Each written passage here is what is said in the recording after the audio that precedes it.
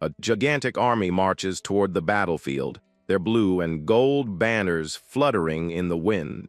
The soldiers advance with their imposing armor and sharp spears held high. The entire troop gathers before a massive stone structure under a cloudy sky. At the top of the stairs, the leader watches everything calmly, seated in his wooden chair. He gives a frightening smile and remarks on how truly majestic that sight is. One of his servants approaches quickly and shouts, demonstrating all of his loyalty. The man praises the commander and says that the Central Plains will soon bow before him. Jikian agrees with a somber look and says that things should be exactly that way. The subordinate takes advantage of the good mood to say that he has an important question. He points to the warriors down below and asks about the equipment that looks far too expensive. He reminds him that the cult's vault was empty and wants to know where all that money came from. Jikian takes a sip of his tea and answers, calmly, that someone lent them all of that. The servant is completely shocked and utterly confused by that absurd revelation. The leader explains that a man simply offered the amount, while the subordinate panics. The subordinate thinks to himself that no one in their right mind would give them a loan. Suddenly, his eyes widen as he realizes there is only one logical explanation for it. He quickly clasps his hands in a sign of deep respect before his master. The servant concludes that the banks of the Central Plains surrendered the money out of pure terror. He praises the leader for obtaining war resources without needing to spill a single drop of blood. But deep down, he keeps wondering which madmen would actually give money to the cult. Jikian complains about the accusation and denies having extorted anyone to get the funds. The leader begins to search through his luxurious robes to prove what he is saying. He pulls out a paper and explains that he only needed to place his fingerprint to receive the money instantly. Jikian shows the document and praises the so-called manager Kim for offering such a low interest rate. The subordinate becomes tense, realizing they received a fortune by trusting just a piece of paper. The document displays the leader's red thumbprint, sealing the commercial agreement. The servant looks closer and notices a special clause written in very striking red. The clause clearly states that the debtor's internal energy will be confiscated in case of default. The man falls into despair upon seeing the punishment and notes that the deadline for payment is today. The subordinate begins to break into a cold sweat and is left completely speechless by the terrible contract. He tries to calm himself by saying that it must be just an unimportant formality. The servant smiles nervously and insists that today's deadline means absolutely nothing. Jikian agrees, says they can give a bit of gold to manager Kim once they win the war. Relieved, the servant goes back to shouting praises to his glorious master as he rises from his chair.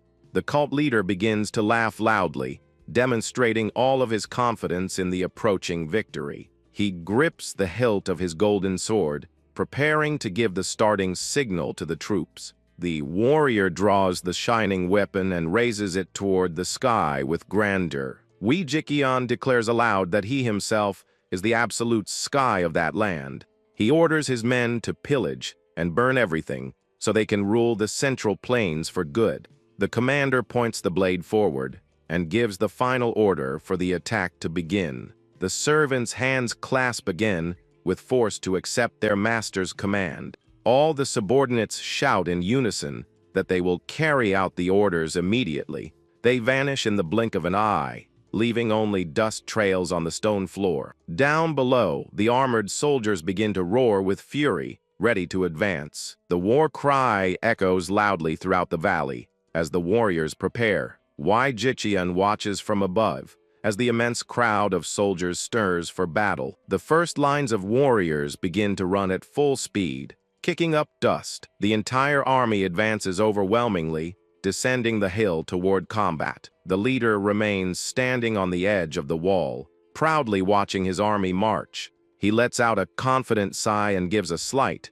disdainful smile before the slaughter begins. Jikian returns calmly to his wooden throne, After giving the orders to the army, he pours some hot tea into his cup to relax after his imposing speech. The leader lets out a deep sigh of satisfaction as he savors his favorite drink. He enjoys his tea in silence while taking advantage of the calm before the great confrontation begins. Suddenly, a mysterious voice greets him from behind, making the warrior spit out everything in surprise. He jumps up in a fright and turns quickly to face the two figures standing there. Before him appears a smiling young man with an expression of extreme calm and friendliness. Beside the young man is a beautiful woman with glasses, wearing traditional and elegant clothes. The two mysterious visitors watch the great leader of the demonic cult without showing any fear. Why Jikian begins to sweat cold upon realizing that the visitor is the very man who lent him the fortune. His eyes widen as he is struck by a sudden and extremely worrying thought. The leader wonders how that man managed to approach him from behind without him sensing anything. The warrior stares at the two strangers in the courtyard, trying to decipher the mystery of that silent presence. Wei Jiqian is known for having senses so sharp that he could hear even a leaf falling in the mountains.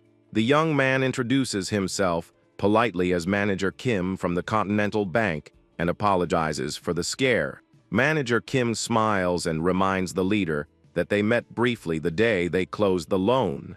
Wei Jiqian notes that it is the most polite greeting he has ever received in his entire life. Despite the visitor's friendliness, the leader's instinct begins to scream, warning him that this man is dangerous. The alert in his mind becomes stronger and stronger, saying that the mysterious manager is extremely dangerous. Wei Jiqian assumes a serious posture and asks directly who the devil he really is.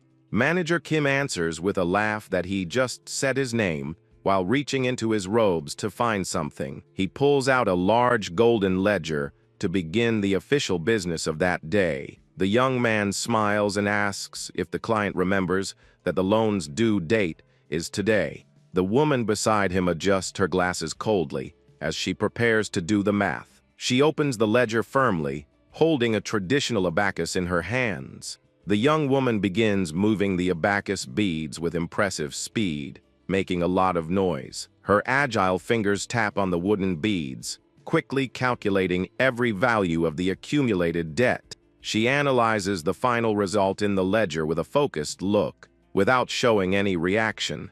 The woman whispers the calculations into Manager Kim's ear, leaving the cult leader increasingly confused. The manager reveals cheerfully that the principal amount is 6,009, added to 7,009 in interest. The young man concludes with a big smile that the total updated debt is 13,009. Jiqian goes into shock and shouts indignantly, asking why the interest is more expensive than the initial amount.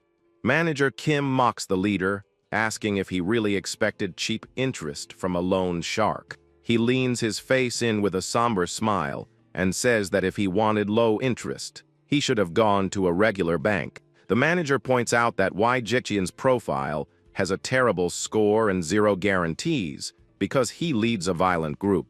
The leader gets furious at the young man's audacity and shouts that his group is not a common gang, but the sacred cult.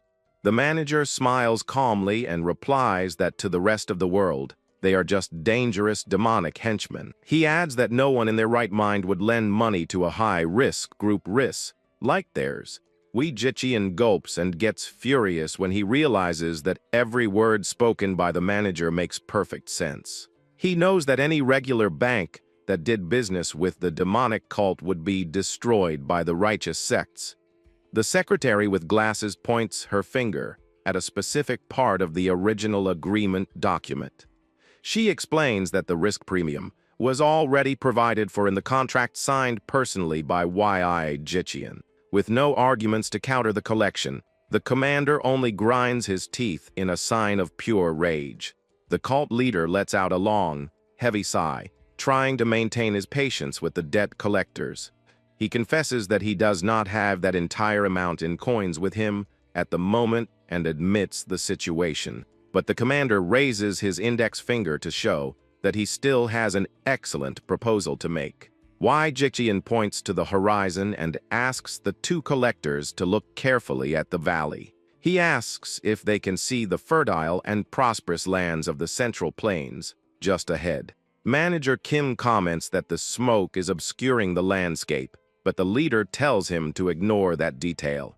The warrior claims that he will conquer everything, and that stealing enemy vaults will make the depths seem like pocket change. The leader asks for only a 1-month extension to pay everything and promises he will not disappoint on the interest. Wei Jiqian promises in the name of his reputation that he will pay triple the original debt amount. He tries to sell the idea that tripling the money is a great deal if the conquest succeeds. Manager Kim lets out a sarcastic laugh upon hearing the debtor's bold and desperate proposal. The young man says, laughing, that they do not invest in the future and that they only care about the current ability to pay. He adds that the chances of winning a war are only 5% and the risk is too high. The manager begins to walk slowly toward the commander with firm and determined steps. He formally refuses the proposal, saying that the agreed deadline for payment has expired for good.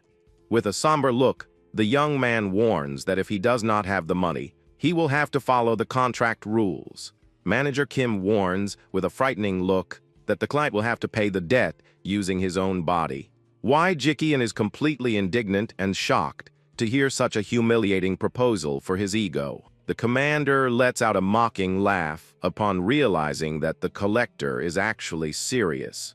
He gets furious seeing that a mere human dares to demand the body of the legendary leader of the demonic cult. An extremely strong wind begins to blow through the place, making the young woman's clothes fly violently. The secretary tries to protect herself from the wind while watching the sudden change in weather with fear. A huge amount of spiritual energy begins to accumulate around the furious warrior. The sky quickly begins to darken with heavy black clouds, indicating the arrival of a storm. The secretary looks up, impressed by the absurd amount of power being released.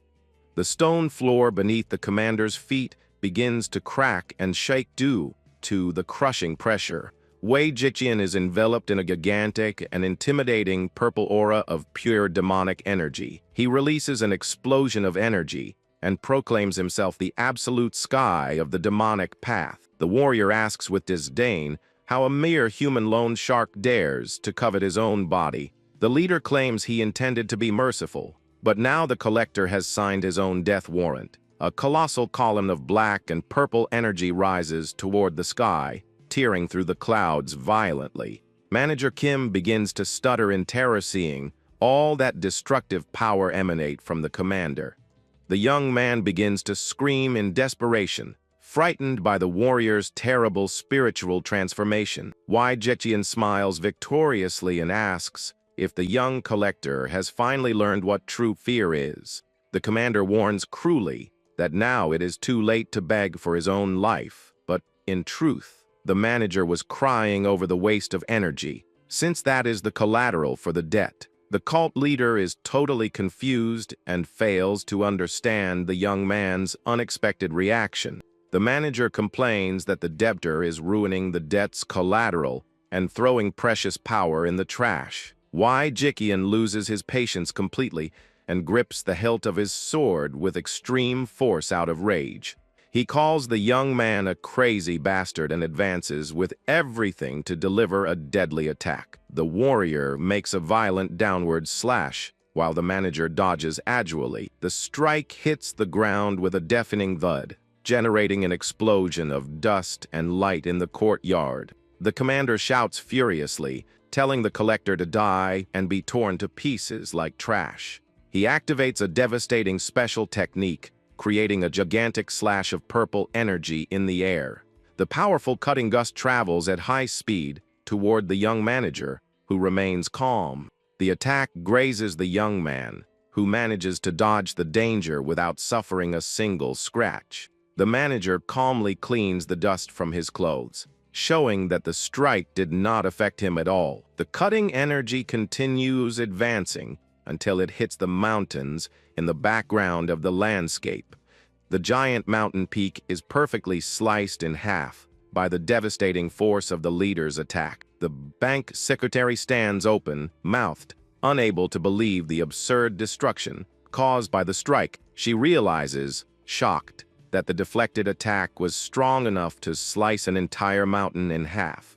Wee Jikian lets out a psychopathic laugh upon seeing that his opponent has finally shown some utility. The commander claims with a smile that now he understands where so much arrogance on the young man's part came from. He warns that cheat-dodging trick only served to shorten the manager's lifespan. The warrior wields his shining sword again, concentrating even more destructive energy into the blade. A colossal torrent of demonic power envelops Wei Jiqian's body, cracking the ground around him. He challenges his enemy to try to dodge the next strike to see how pathetic his tricks are. When the dust settles, Manager Kim appears right next to the commander, holding his hand gently.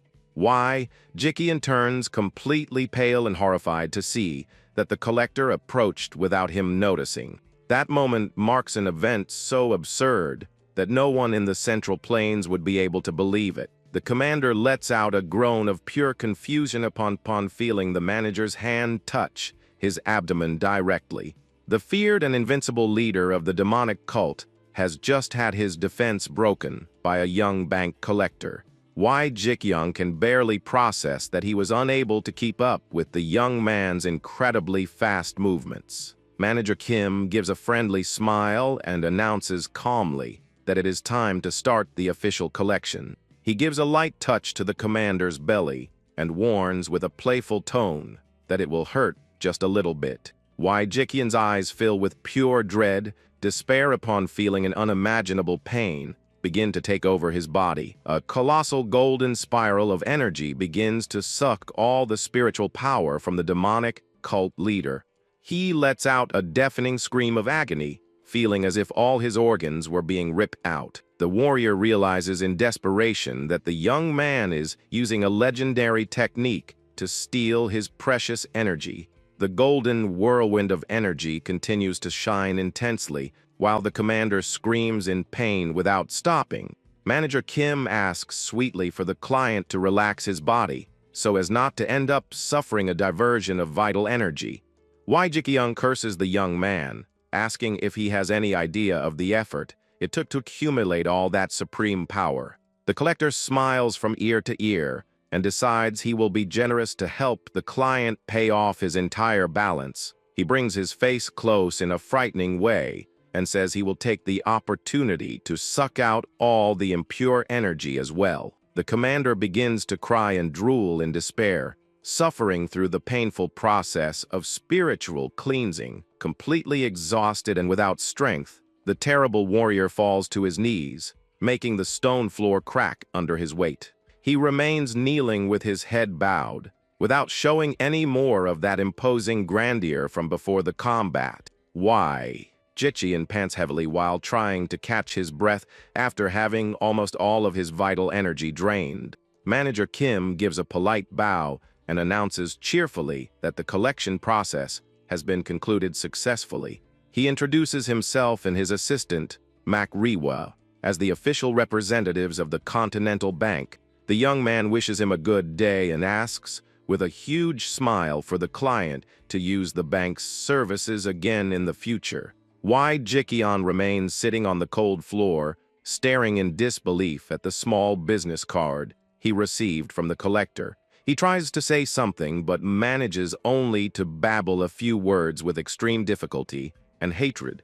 The legendary leader curses the collector with his last bit of strength before falling unconscious backward into the middle of the courtyard. He lies stretched out on the stone floor, while the wind blows gently over the business card dropped beside him. The paper fallen on the ground reveals the feared collector's identity as the manager of the powerful Continental Bank. Far from there, a beautiful traditional pavilion stands out under the sunny sky of a busy province. Inside a local tavern in Sichuan province, several customers drink and chat about the latest news. Delicious local dishes and jugs of drink fill the wooden tables of the rustic pavilion. One of the men sitting at the table brings up the subject, and asks his friends if they have heard the latest rumor in the region. He says in a low voice that the army of the terrible demonic cult has mysteriously stopped advancing. His table companions react with disbelief and say it is impossible for that to be true. The man explains that the demons have not moved from their place for 3 days and asks if the great Waijiqian got scared. One of them dismisses the idea immediately, reminding everyone about who the powerful Waijiqian is. He remembers that a decade ago, the monster defeated 100 great masters of the righteous sects all by himself. The warrior was considered a true living legend and an unbeatable monster among monsters. The tavern goers begin to theorize if that is an intelligent trap or if the commander has reached enlightenment. The advance of the demonic cult, led by the terrible commander, was relentless enough to swallow the world. It was an inexplicable situation, as no government force or alliance of righteous sects had tried to stop them. One of the men suggests, laughing, that the commander may have suffered a terrible diversion of spiritual energy. The friend next to him disagrees immediately, saying that possibility is completely impossible to happen. Everyone in the tavern imagined that behind that sudden stop existed a great and deep historical conspiracy, until one of the men at the table decides to raise a much more realistic and mundane hypothesis. He asks if by any chance the demons could not have run out of money to pay for travel expenses. An embarrassing and absolute silence takes over the entire tavern after that unexpected question. Everyone in the tavern bursts into laughter and mocks the man, saying that is the funniest joke of the year. The man sighs and comments that he only suggested that because a lack of money also makes life difficult for anyone.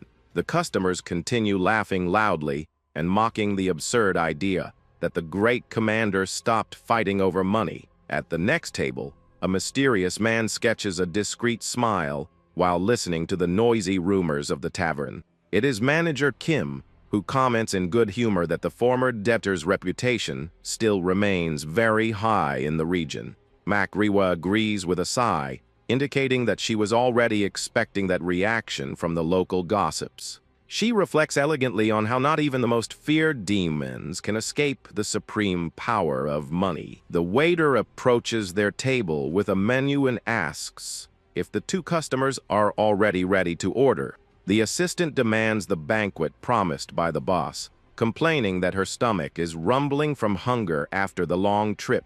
Manager Kim looks at his employee with a serious expression and calls her by name in a solemn way.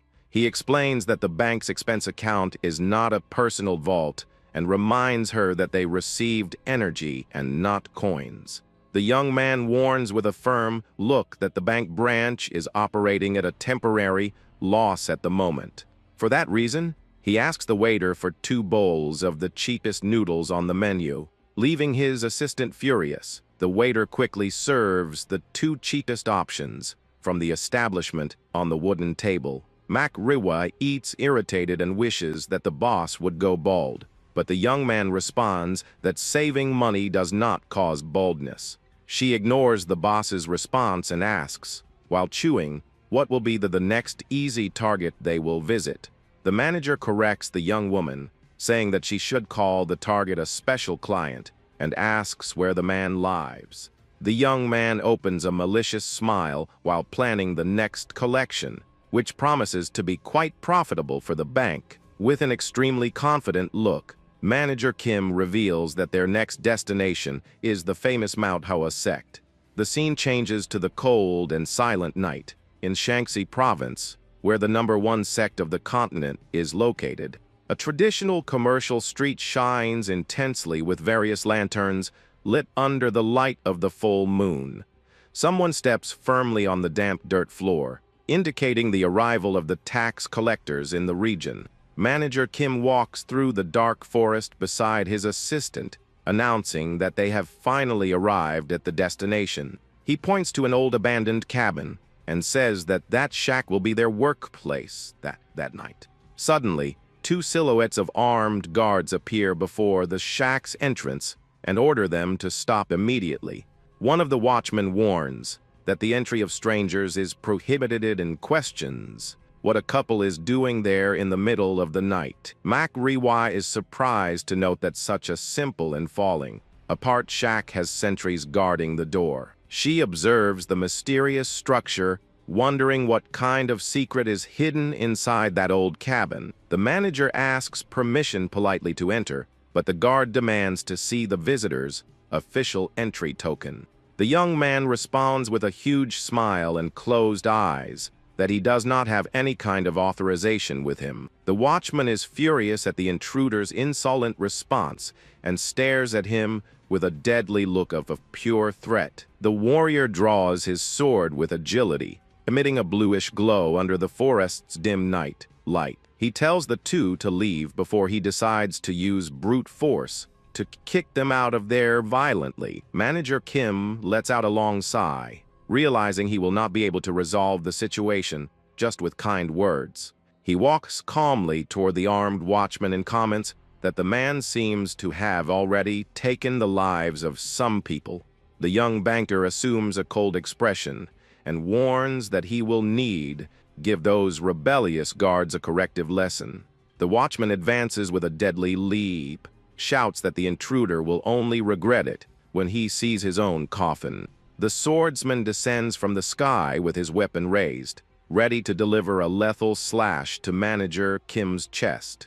The manager just raises his left hand with total tranquility, waiting for the right moment to react to the attack. In a fraction of a second, the young man dodges the slash and creates a wind wave that completely destabilizes his opponent. The guard widens his eyes in terror upon realizing the abysmal difference in strength that exists between him and the intruder. The swordsman's bandaged arm trembles violently under the pressure of the invisible aura generated by the bank manager. The warrior is thrown brutally against the hard, packed dirt floor, kicking up a large cloud of dust. The other watchman, who is watching everything, is in total panic, sweating cold as he sees his companion defeated so easily.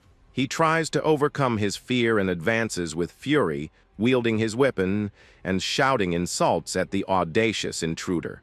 The swordsman activates a secret poisonous sword technique, making his blade shine with a deadly green energy. With extreme ease, Manager Kim holds the sharp, poisonous blade using only 2 fingers of his hand. He applies a light pressure and breaks the precious metal sword into several pieces as if it were a glass toy. The guard stands open-mouthed and without any reaction upon seeing his favorite weapon destroyed without the slightest effort. In an instant movement, Manager Kim appears behind the opponent before he can even manage to move to dodge.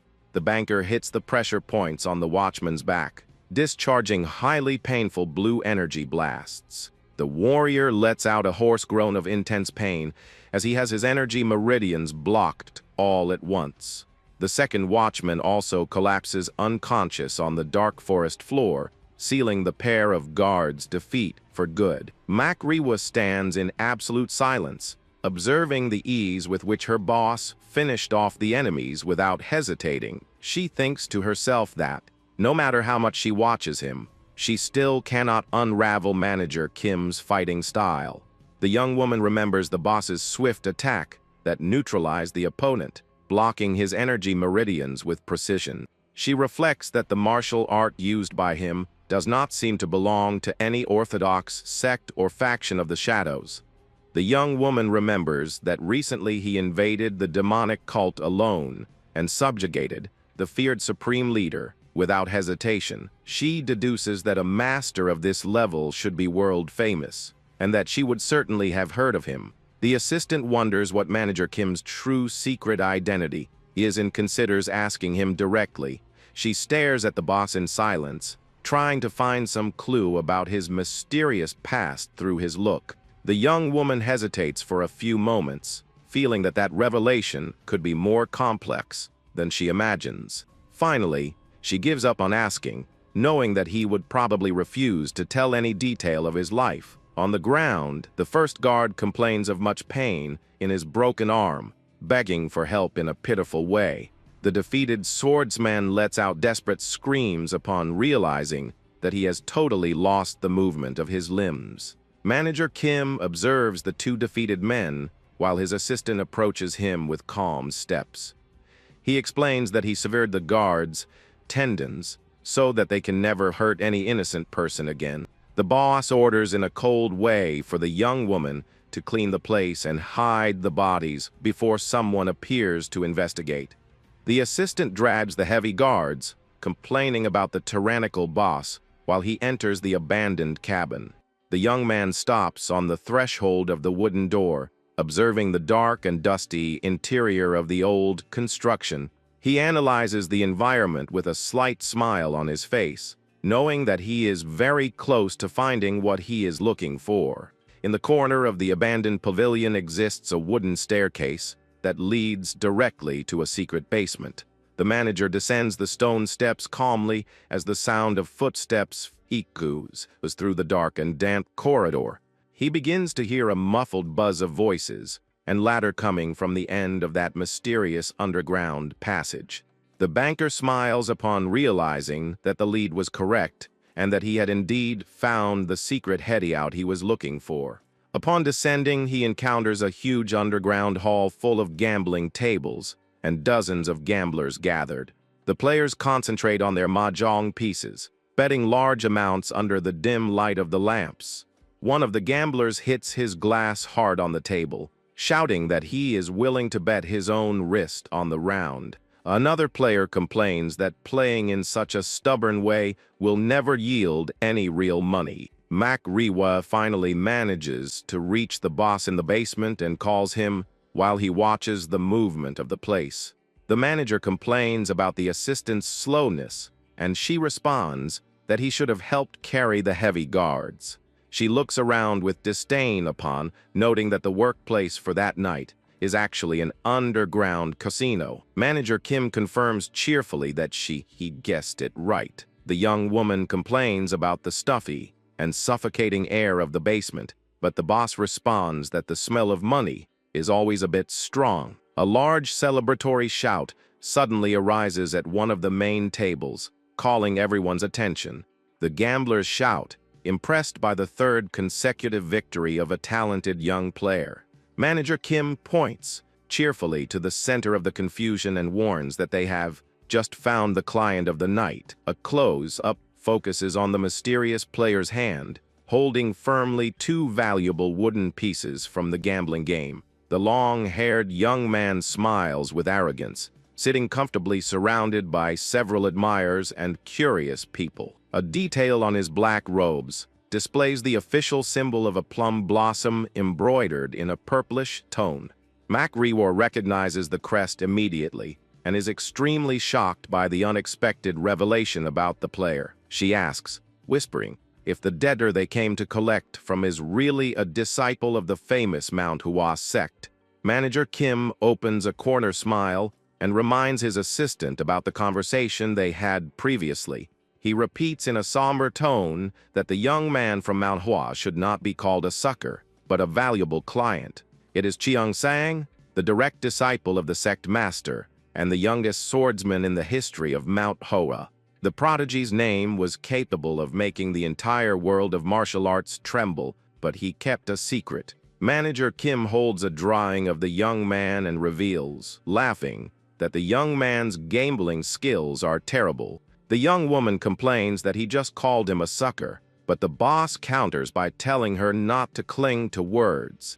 The assistant questions if the information about the young man's ruin in gambling is really reliable and true. She analyzes the table from afar, commenting that the young man's win rate until now seems very high. The prodigy disciple of Manhwa sweats cold, while holding his pieces with a tense expression of nervousness. Suddenly, he regains his confidence and bets all his silver coins, increasing the value of the game. The gamblers around Cheongsang ask him to reveal his final pieces and end the round. He throws the wooden pieces on the table with confidence, generating a dry noise that calls everyone's attention. His sect companions celebrate happily, shouting that their younger brother just won once again. Cheongsang gives a victorious laugh, and begins to pull the entire pile of silver coins to his side of the table.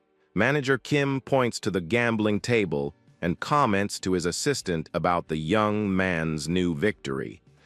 Makriwa notices that his movements are stiff and wonders if he is just having a lot of luck in the game. The manager smiles to the side, commenting that it would be great if the young prodigy knew the exact time to stop betting. He asks in a mysterious way if she knows what the most dangerous thing that can happen at a gambling table is. His sect friends continue encouraging Cheong-sang, saying that he will end up clearing the entire casino's stock. The young swordsman brags with pure arrogance, claiming that the mahjong pieces seem to be stuck to his hands today.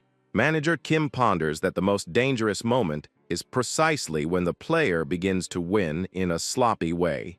At the table, the young man's opponent displays a sinister smile on his face, showing that he has everything under control. Makriwa watches everything and realizes, scared, that her boss's words seem like a true cursed prophecy. Suddenly, the flow of the game begins to shift subtly in direction, and the young man's luck seems to begin to fail. The opponent reveals his pieces with a smile on his face, celebrating that he won the current round of the game. Cheong-sang is disappointed to hear from his friends that he lost the bet by a difference of only 1 point. The winner tries to console the young man, smiling and commenting that losing money from time to time is part of the game. He minimizes the defeat, saying that that round was only for a very low value bet. In the following rounds, the young man loses small bets and soon starts losing larger ones by a hair's breadth. The young man from Manhwa sweats cold, believing that he finally pulled an unbeatable combination of pieces in the round. But the opponent shows his pieces, smiling, and reveals that he beat him again by a difference of 1 point. Furious with the sequence of defeats, the young man hits his new pieces on the table, challenging his rival in despair. Opponent throws his pieces calmly on the green cloth and warns with mockery that his score is slightly higher. The man smiles with falsity, pretending to be sorry for continuing to win always by the smallest possible difference.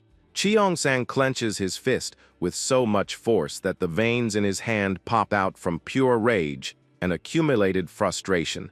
He grinds his teeth in hatred upon hearing the opponent say that his luck today is simply a little better. That incredible sequence of defeats, by only 1 point, destroys the young man's logical reasoning completely.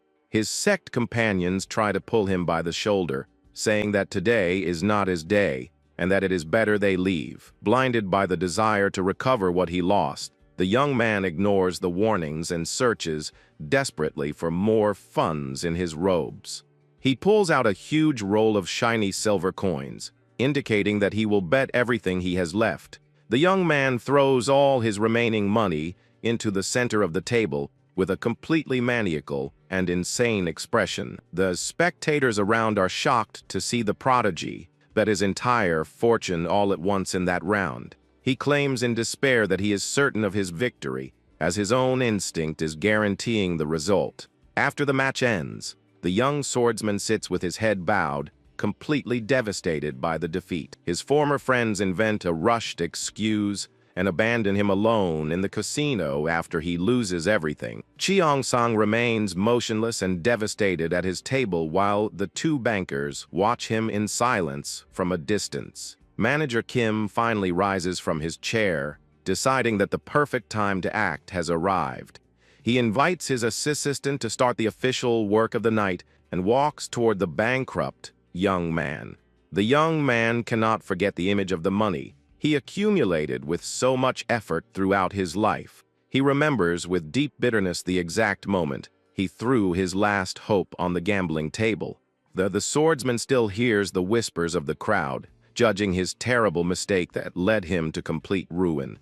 The memory of his own madness and his false instinct for victory continues to torment his mind. He remains paralyzed by the pain of defeat, not knowing how he will face his sect master now. The loneliness of the underground hall seems to crush him as he realizes he has been abandoned by everyone. But the silence of his agony is broken when the two collectors decide to take the first step.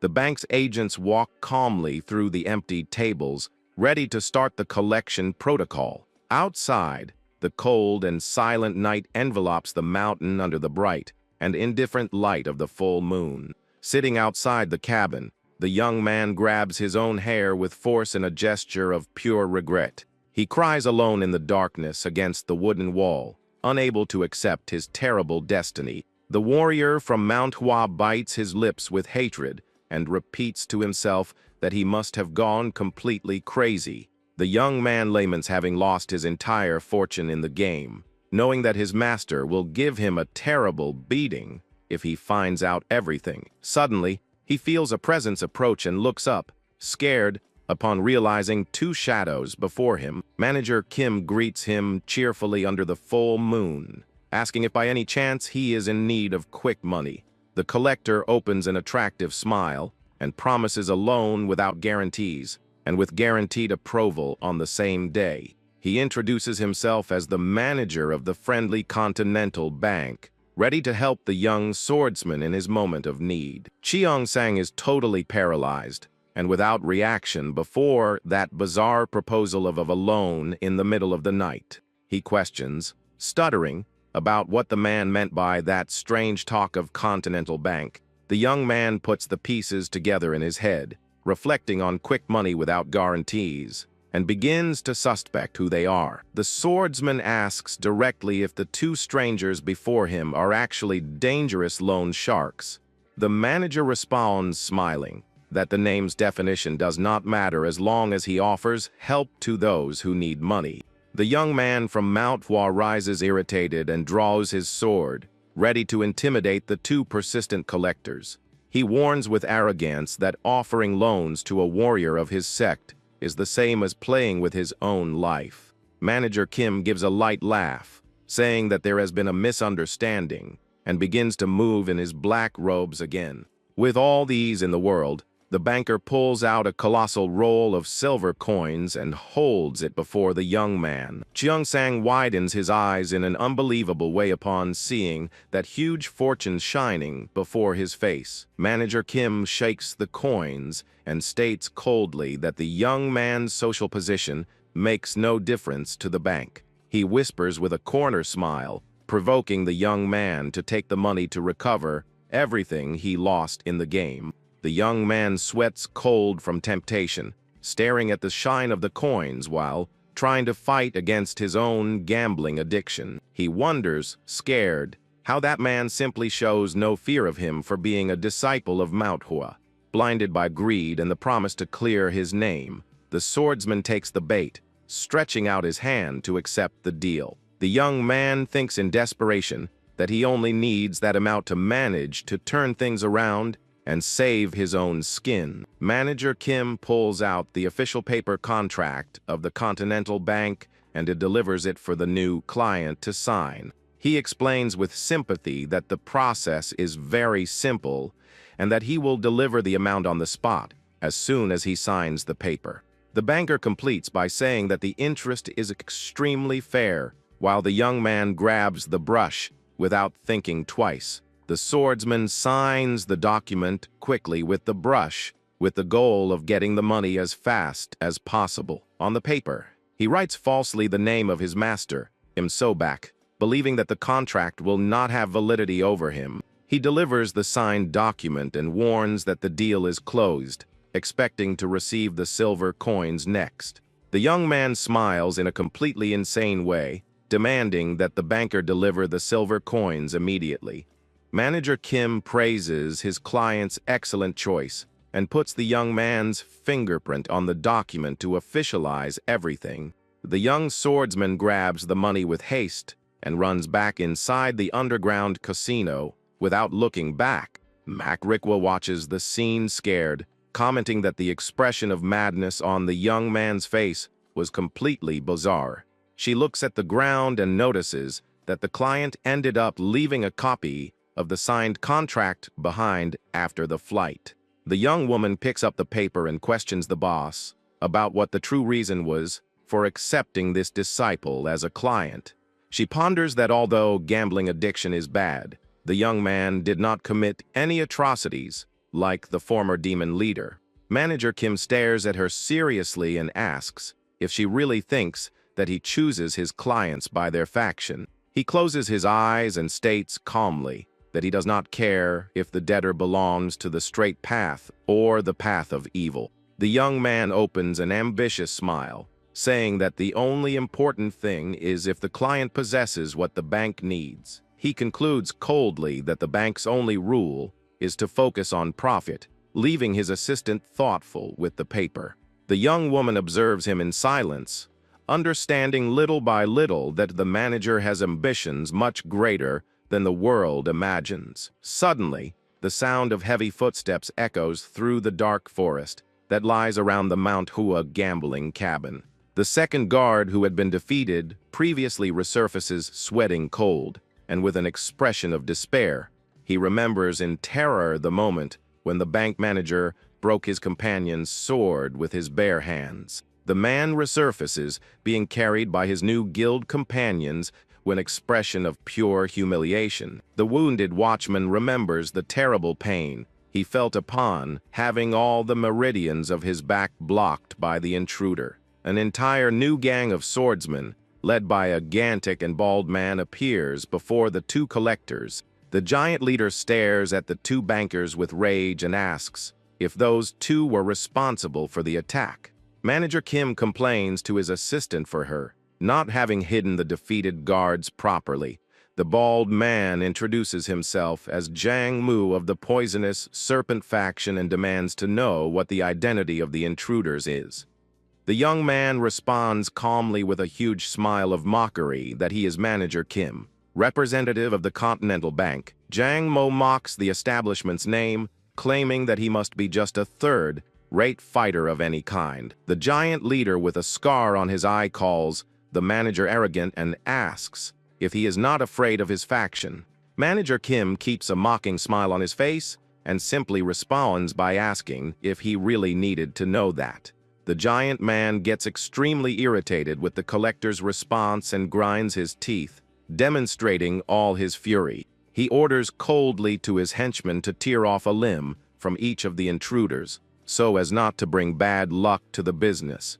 The sect's henchmen respond to the command and advance with their swords toward the two collectors who remain standing. One of his subordinates leaps with fury, raising a huge sharp blade, ready to deliver a lethal strike to the young manager. With an extremely fast movement, the young man just takes a step to the side and kicks lightly the aggressor's foot in the air. The henchman widens his eyes in terror upon realizing that he lost his balance completely in a humiliating way. The warrior collapses face, first on the hard, packed dirt floor, while his sword flies far away under the collector's serene look.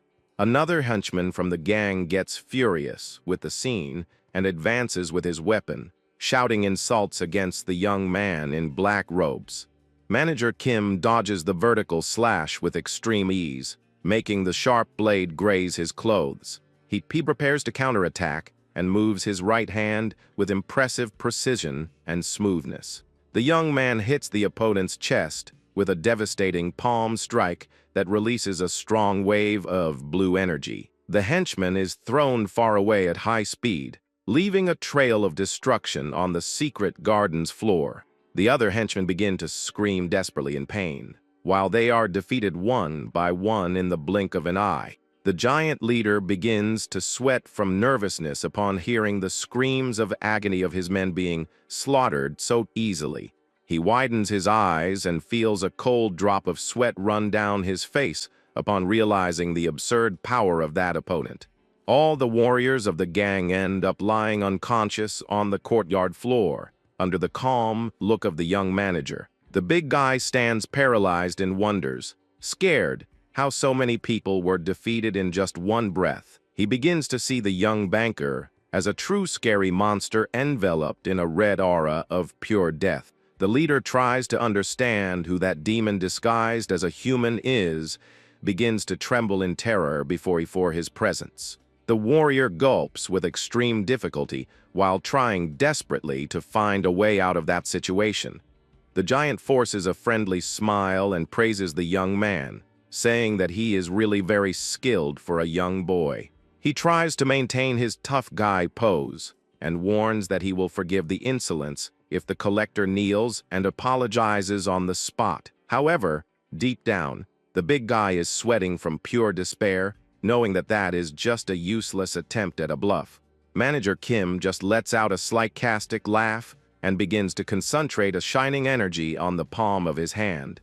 Without wasting time, the young man delivers a powerful strike that throws the bald giant directly upward with violence. The gang leader lets out a deafening scream of agony while spitting blood from his mouth due to the brutal force of the impact. He collapses heavily on his back on the hard, packed dirt floor, completely defeated before the young bank collector. The fallen henchmen scream, terrified, calling the young man a monster and begging desperately for their own lives. Manager Kim just gives a silent corner smile, making the men tremble even more in terror on the ground. With a somber look, he warns that he will spare their lives, but promises that things will get worse if they open another casino.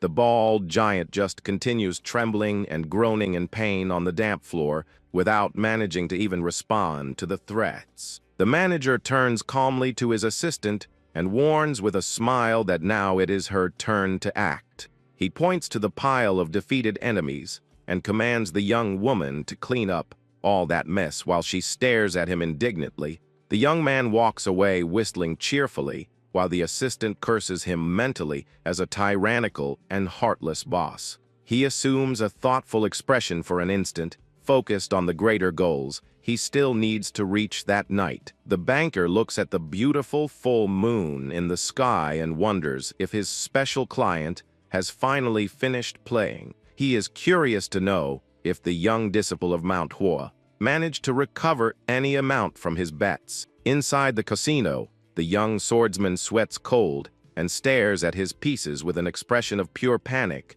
and complete despair. He hits the wooden table with force and shouts furiously, complaining about having lost 5 times in a row by only 1 point. The young man points to the other players and accuses them of having planned everything just to steal all his money. The winner of the round gives a mocking laugh and responds that he simply did not have luck in the game that time. The man mocks the young man, asking if a disciple of the famous Manhwa sect will really throw a tantrum because of losing in the game. Everyone around begins to burst into laughter and mock the young man, saying that the great sect is worth nothing before a gambling table. Meanwhile, the silence of the cold night envelops the village, illuminated only by the lonely glow of the full moon in the sky. Suddenly, the doors of the establishment are opened with violence by the young swordsman, who leaves stepping heavily out of so much rage. Manager Kim awaits him on the outside beside his assistant and asks cheerfully if he is already leaving. The young man widens his eyes in joy and thanks him in desperation upon realizing that the 2 collectors are still there in the forest. He begs for more loaned money, and the manager asks with irony if he is really proposing an additional loan. The young man swears in desperation that if he receives money 1 more time, he will win everything back and pay the debt. Manager Kim says he can lend as much as he wants, but warns that he will need a small physical guarantee. The young man remembers something important and moves quickly in his robes to pull out a valuable decorated pendant. He offers the official jade pendant of Manhwa, explaining that he won the amulet directly from his master. Blinded by addiction, the young swordsman gives as a guarantee a sacred amulet that he would never give in normal conditions. Manager Kim accepts the jade pendant and hands a new and heavy roll of silver coins into the young man's trembling hands. Suddenly, a loud and desperate scream echoes from inside the casino, breaking all the silence of that dark forest. 2 hours pass and the young manager continues outside, displaying an extremely calm and serene expression. The situation repeats exactly the same way with the sound of hurried footsteps descending the wooden staircase. The swordsman emerges running again through the door and shouts in despair, asking for the banker to lend him even more. He swears by the name of his own sect that he will pay generous interest if he manages just one more round of coins. Manager Kim maintains a gentle smile on his face and asks for his client to calm down, stating that he trusts him. The young man gets his third loan from the bank and goes back running to the gambling table to bet everything. The swordsman sweats cold and curses, without stopping from so much tension, while he holds his pieces with trembling hands from nervousness. A short time later, the young man loses again, and the bank carries out the delivery of the fourth loan of that crazy night. The young man takes the new bag of coins with haste and returns to the underground casino, believing that his luck will change. But the story repeats itself, and he ends up needing a fifth consecutive loan to continue playing in the place. The two players remain in absolute silence, staring at the final pieces of that decisive round of bets. Suddenly, the prodigy disciple of Manhwa lets out a scary scream of pure despair that echoes through the entire hall. The sound of his cry of agony goes through the walls of the old cabin while the two collectors listen to everything outside. Manager Kim gives a slight smile and announces with tranquility that the team's work for today is finished. He begins to walk back to the forest and calls his assistant to clock out, leaving the young woman confused. The young woman asks, scared, if they are not going to collect the loaned money after hearing the young man's screams of defeat. The manager yawns calmly and explains with good humor that debts and sauces get much better when they age. The assistant questions, worried, what he will do if the young man feigns dementia or asks them to cut his belly in the future. Manager Kim responds with his back turned that possibility would be even better, leaving his employee scared. He displays a frightening smile and warns that he would have the greatest pleasure in fulfilling that wish and opening his belly in half. The day dawns sunny and majestic over the great and famous mountain where the traditional sect is located. A huge and luxurious wooden hall displays the silence and grandeur typical of home of the greatest swordsman masters. The golden light of the morning sun shines through the decorated windows, illuminating the silent corridors of the temple. Inside his room, the young Chung Sang appears huddled on top of his bed, holding his head in pure despair. He sweats cold and pulls his own hair without managing to believe in all the idiotic decisions he made the previous night.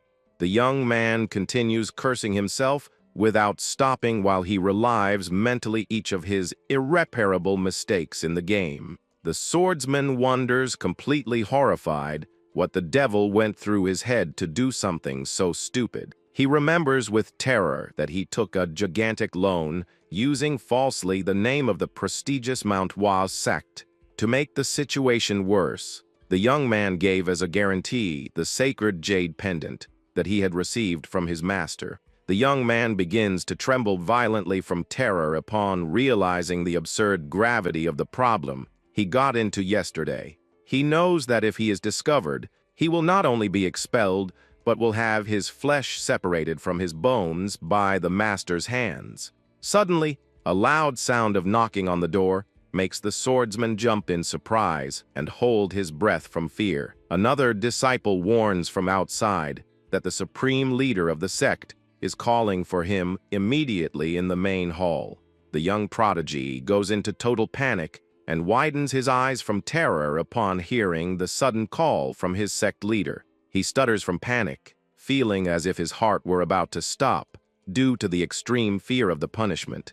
The young man wonders in despair if the master has already discovered the entire truth about the loss of the valuable jade pendant. Moments later, Cheong Sang appears kneeling on the floor of the great hall before the imposing presence of his sect master. The supreme leader Hyen Jong stares at him with a serious and solemn look while pronouncing the name of his favorite disciple. The young man responds with a trembling voice and sweating from nervousness, trying to hide as much as possible his panic before the master. The sect leader comments that he missed morning training and asks if his mind is not getting too relaxed. The young man asks for apologies, pretending to be sick while he thinks in panic that his only real worry is his debts. The sect leader clicks his tongue and laments that an elite swordsman of Mount Hoa cannot take care of his own health. Next, he stretches his hand and throws a small black object in the direction of the disciple, who remains tense on the floor. Cheongsang gets a huge fright when a small black box is tossed onto the floor and lands with a thud right in front of him. The young man widens his eyes in terror, unable to understand what his master has just thrown at him. He stares at the small black wooden chest that features a beautiful golden plum blossom emblem on the lid. The boy approaches and catches a faint scent of medicinal herbs coming from inside that mysterious chest. The master says that is the plum blossom pill and commands his favorite disciple to take it to recover his strength. Cheongsang stands completely paralyzed, realizing he has received the most valuable and sacred elixir in the entire sect. He opens the lid slowly with trembling hands while staring at the glow of the spiritual pill inside the box. The powerful spiritual elixir shines intensely in a mysterious purple hue, resting on a soft red cloth. The young man can barely believe he is holding the legendary pill that every martial artist in the world desires to obtain. He gulps, relieved that he wasn't caught gambling all night and that he received such a valuable gift. Still kneeling and trembling, the boy thanks the sect leader for such generosity toward him in that moment. The old master simply gives a very warm and welcoming smile from behind his gray, imposing beard. The leader states that the future of the sect depends on him and kindly orders him to go to his room to get some rest. Cheongsang stares at the valuable gift with tear-filled eyes, feeling touched by his master's kindness. All that sincere emotion and the feeling of gratitude he feels for his master's consideration soon give way to another idea. The boy begins to think ambitiously that he can sell that sacred elixir to redeem his jade pendant. Later, he appears sitting alone outside of the great temple, holding the precious black box. The young man feels like worse the first person in the world for having calculated the value of his master's gift right after receiving it. Suddenly, he hears some murmurs and lively conversations coming from a corridor near the main courtyard. The boy looks curiously toward the gate and sees a small crowd of villagers gathered around other disciples. An elderly, smiling woman holds the hands of one of the warriors and humbly asks them to continue protecting them. The disciple kindly asks the lady to stand and promises to pray for all of them with all his heart. Those simple village people went there to ask for the sect's blessing and demonstrate absolute faith in their warriors. The villagers brought baskets filled with fresh fruit and rice cakes as thanks for their constant protection. Cheongsang watches that pure and beautiful scene from afar while the disciples act with extreme honor and nobility. That was the true peaceful and honorable essence of the entire Taoist sect he promised to protect and respect. The young man becomes extremely ashamed and disheartened upon realizing how deplorable his gambling attitude is. He bites his lips in anger and curses under his breath for being in such a humiliating and complicated situation because of his debts. The young man slaps his own face hard to try to regain his senses and make a definitive decision once and for all. He grips the box firmly and decides that he needs to move forward with the plan to resolve his urgent problem. The young man tucks the chest inside his black robes, repeating to himself that it is an unavoidable choice. He rises quickly, decided to go to a pawn shop to sell the sect's valuable spiritual elixir. He thinks that the pill would only help him train a little better, but selling his master's jade pendant would be unforgivable. The young man convinces himself that putting out this fire now and training to death later is the true Taoist path. He wears a serious and determined expression, trying to ignore the guilt he feels for betraying his master's trust. The young man walks through the courtyard, promising that he will never go near a gambling table again if he can save himself today. Night falls silently over the sect's great temple under the pale and mysterious glow of the full moon in the sky. Suddenly, an extremely fast figure begins to move across the roofs of the traditional buildings without making a sound. The young swordsman runs and makes impressive leaps, using his martial skills to flee the location without being seen. He flies high through the skies, passing in front of the enormous full moon as he quickly moves away from the sect walls. Cheongsang lands softly on the hard, packed dirt ground outside the temple, kicking up only a little dust. He looks back cautiously and lets out a relieved sigh. Believing that he managed to escape without alerting anyone, the boy closes his eyes with sadness and whispers a sincere apology to his master for doing that. He begins to walk through the dark and silent forest toward the village to meet his relic buyer. Suddenly, a familiar voice calls him by name in the middle of the darkness, making the boy freeze in pure fright on his path. He raises his eyes slowly and sees a man standing with his back turned right in the middle of the trail, illuminated by the faint moonlight. The man turns with a calm smile and asks what the young disciple is doing out of the sect so late at night. Cheongsang panics upon realizing that the man on guard at that hour is exactly one of his training brothers.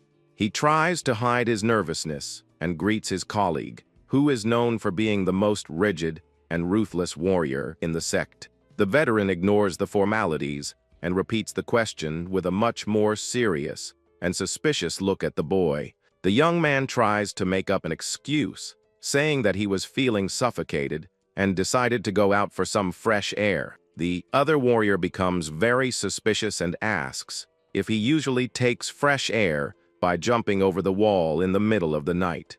Cheongsang begins to sweat from nervousness and realizes he gave a terrible excuse that only worsened his situation. He tries to hide the box inside his robes, but his training colleague notices his strange movement.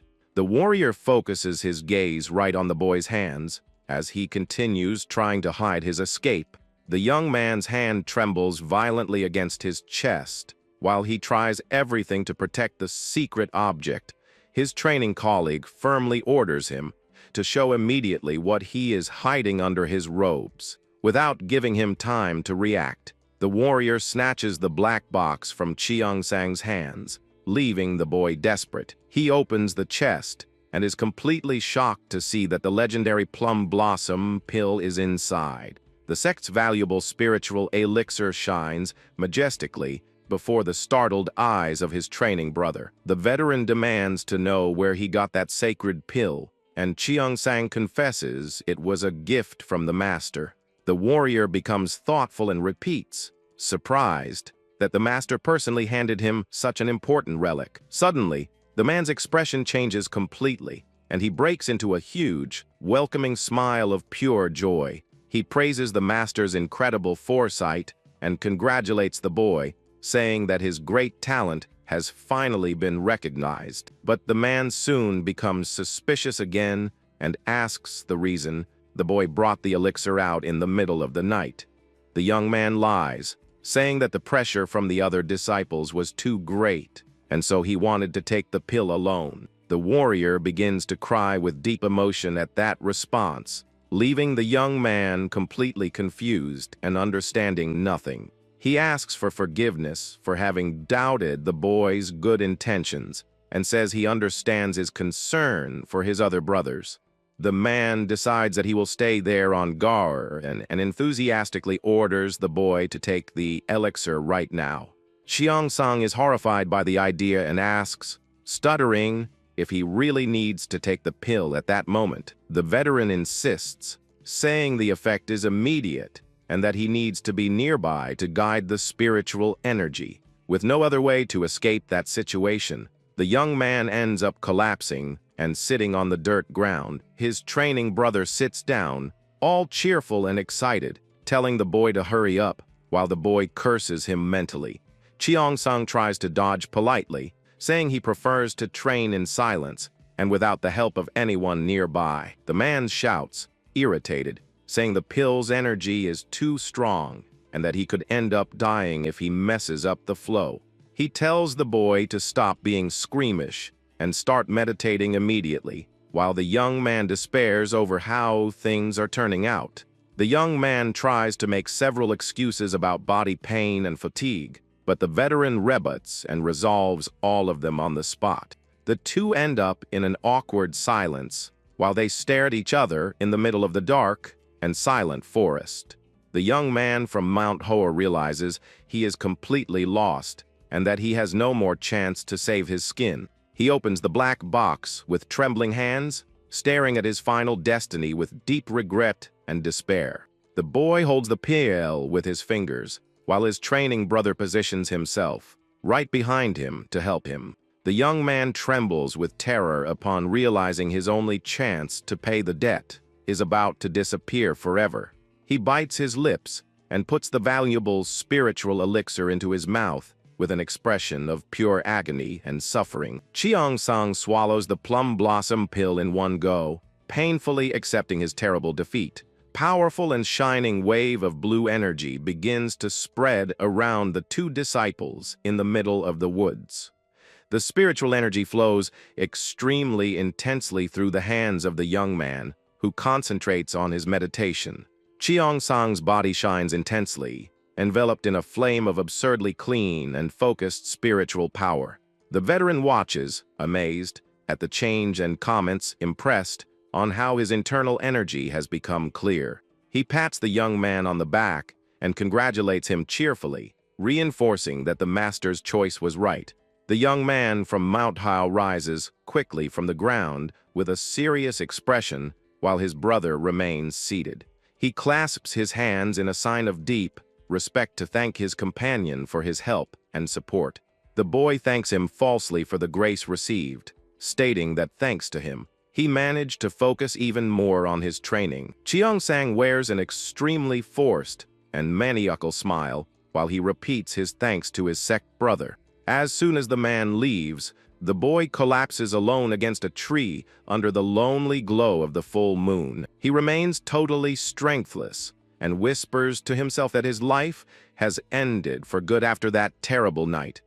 The young man laments, for the elixir has vanished in his stomach, and now he has nothing of value left to get the money. He knows very well that the bank's terrible collectors will appear soon to expose all his secrets. His expulsion from the Manhwa sect was an absolutely certain and inevitable destiny if the master found out everything. The long-haired young man remains leaning against the tree with a totally empty look and no hope of salvation. Suddenly, his eyes widen as he feels something different or notices a mysterious presence approaching.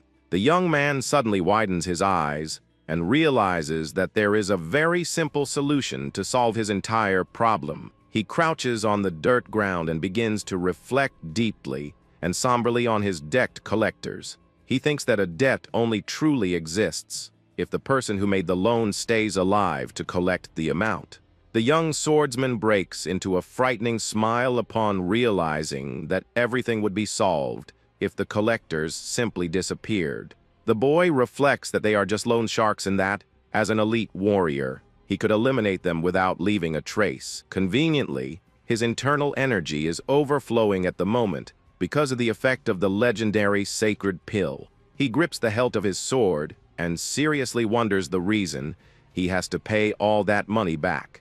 The boy wears an extremely insane expression and concludes that it would be much easier and more practical to simply kill them. He continues lying on the ground against the tree, wondering if that plan would really work to save his skin. The young man keeps the same look of dejection while he tries to regain his strength after the forced meditation from before. Suddenly, he goes back to think about the idea and realizes that that is really the only logical exit to save his reputation. The young man rises decided and repeats to himself that it makes no sense to pay that absurd debt to the loan sharks. With a completely demonic look, he reaffirms that the best choice is to take the lives of the two bank representatives. The scene shifts to the imposing Wying Inn, which shines silently under the pale glow of the full moon in the city. The young swordsman steps extremely lightly and silently on the local floor so as not to alert the guests. Cheongsang walks through the inn's corridors with the hilt of his sword firmly gripped, ripped and ready for combat. He stops for an instant and whispers to himself that he has finally arrived at the exact location where the collectors are sleeping. The boy approaches the main corridor, looking for the room where his targets are staying. He remembers the voice of Manager Kim warning that they would be staying in room number 5 of that inn. The young man's eyes narrow with deep hatred while he prepares himself mentally for the sneak attack. He pushes the entrance door with extreme caution, making a slight creak that echoes through the dark environment. The interior of the inn is completely empty and illuminated only by a few traditional lanterns hanging from the ceiling. The young man begins to climb the wooden steps, knowing very well that the answer to his problem has always been very simple. He walks through the empty corridor, thinking that the debt will disappear the same instant the creditors are eliminated. The swordsman decides that he will finish the too quickly to recover his valuable jade pendant and forget everything. He finally stops before the wooden door that has the number 5 engraved in traditional characters. The close-up focuses on the symbol of room number 5, where the 2 bank collectors are resting peacefully. Cheong Sang's dark shadow projects against the door, indicating that he is ready to carry out the surprise attack. Standing before room number 5, the boy holds his sword firmly, breathing deep to concentrate. He leans his ear against the wood and begins to listen to some whispers and muffled noises coming from inside the chamber. He is absolutely certain that they are the voices of a man and a woman talking very quietly in there. The boy confirms that they are indeed the 2 bank collectors and decides that he can no longer hesitate before the target. The swordsman draws his sharp blade with agility, generating a metallic glow that illuminates the dark corridor. He concentrates all his internal energy into the weapon and states coldly that he will finish both with a single deadly attack. With a murderous look, he apologizes for the cruel destiny, but says that at least the 2 will die together. The young man advances with everything, delivering a devastating energy slash that tears the air with a deafening noise. The attack hits the door with brutal force, generating a gigantic explosion of debris and dust all over the corridor. He activates the powerful secret technique of the plum blossom, discharging all the strength of his accumulated spiritual energy. A gigantic cross-shaped burst of pink light explodes inside the chamber, destroying everything in its path. The explosion of destructive energy is so immense that it makes a shower of pink petals spread throughout the entire environment. The walls and wooden beams of the room are completely torn apart by the overwhelming force of the swordsman's strike. The explosion is so violent that it completely destroys the inn's roof, calling the attention of the entire neighborhood. Several shining petals continue to fall lightly while the boy observes the result of his devastating attack. The young man remains standing in the middle of the totally destroyed and roofless room, holding his still, shining weapon. He whispers that everything has finally ended, feeling as if a huge weight had been lifted from his shoulders all at once. The young man feels no guilt or regret for the crime, but rather a huge feeling of relief and freedom. He feels that he can finally breathe in peace, as if the invisible hands that were suffocating him had vanished for good. Suddenly, he begins to hear several screams and murmurs of despair from the other guests, who woke up to the noise. The swordsman panics upon remembering that he needs to find his jade pendant in the middle of all the debris.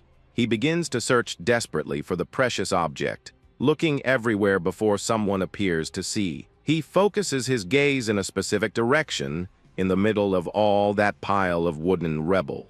The young man lets out a relieved sigh and shouts that he has finally managed to find the object he was looking for desperately. On the floor lies the valuable jade pendant, shining intensely amidst the destroyed wooden pieces.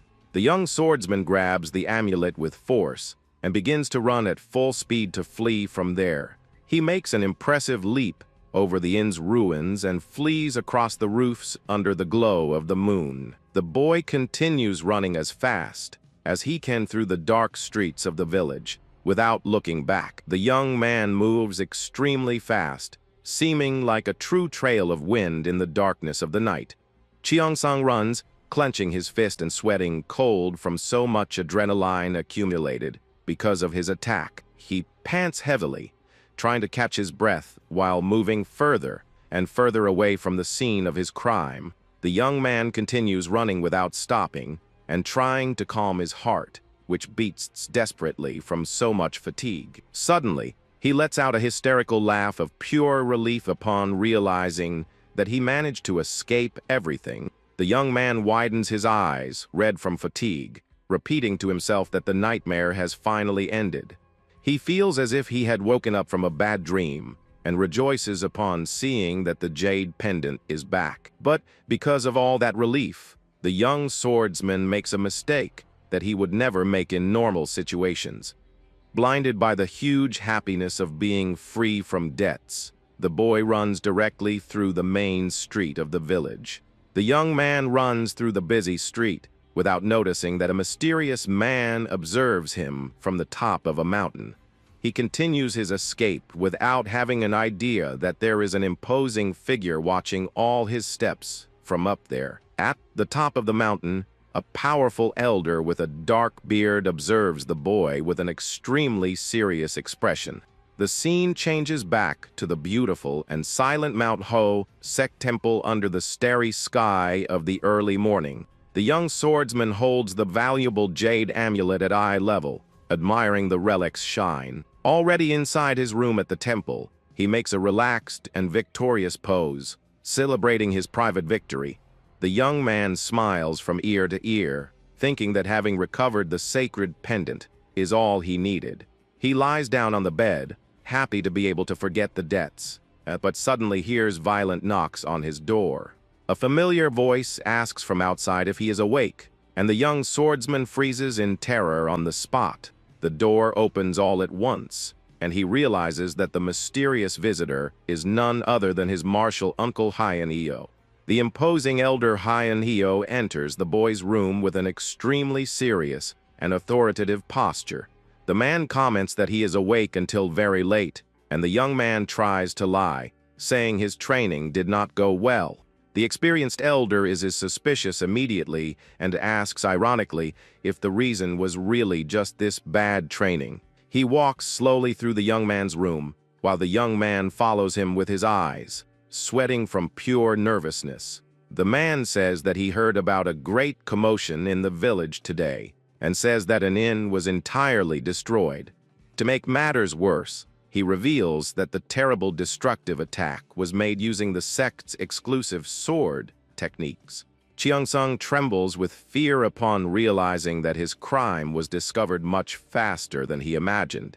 The elder turns calmly toward the boy and directly orders him to show his two hands. The master explains seriously that using the sect's sword techniques always leaves very clear marks on the body. The young man widens his eyes in complete despair upon realizing that he has no more exit for that situation. The young man gulps with a huge drop of sweat running down his neck while he tries to maintain his posture. He stretches out his arms slowly, displaying his trembling hands before the powerful elder's judgmental look. Elder Hyo focuses his attention directly on the boy, maintaining a cold expression of deep disappointment. The experienced master's eyes narrow with anger upon noticing the obvious marks left by the recent combat. Without hesitating, the man draws his sword and points the sharp blade tip directly against the boy's chest. Cheongsang lets out a silent scream of pure terror upon seeing his master's weapon pointed right at his face height. With a frightening look, the master orders him to tell the truth and asks what the reason was for him to do that. The young man begs for mercy, pretending not to know anything, but the elder warns that it's no use trying to lie anymore. The elder reveals that he saw the boy returning from the village along the main road, displaying a huge smile on his face. He remembers perfectly having watched the boy's entire joyful escape from high up on the hill. During the early morning, the man states that using the sect's sword art to take the lives of innocent civilians is an unforgivable shame. The young swordsman is left completely speechless, upon realizing that he was caught red-handed committing a serious crime. Without strength to keep standing, the young man collapses to his knees on the cold wooden floor of the temple room. He bows totally, touching his forehead to the floor, and confesses in despair that he committed a crime worthy of death. Crying in terror, the boy confesses to his martial uncle that the true reason for all of that was gambling addiction. As soon as he uttered those first words, the boy began to vent everything as if it were running water. He remembers the dangerous emotion of winning a lot of money, followed by the fury of suffering several consecutive defeats. The young man remembers the absolute despair he felt upon realizing that he had lost his entire fortune all at once. He tells of the madness of the moment. He decided to bet even the valuable jade amulet he received from his master. The boy details the mysterious and elegant woman who emerged in the dark alley after he had lost everything in the game. Next, he describes the man with extremely sinister eyes who introduced himself as the manager of that strange bank. Cheong-sang cries on the floor, saying that he intended to pay everything but continued losing, and the debt only grew more. The elder asks coldly if the boy decided to kill the collectors just to make the gigantic debt disappear. The young man hits his forehead on the floor several times,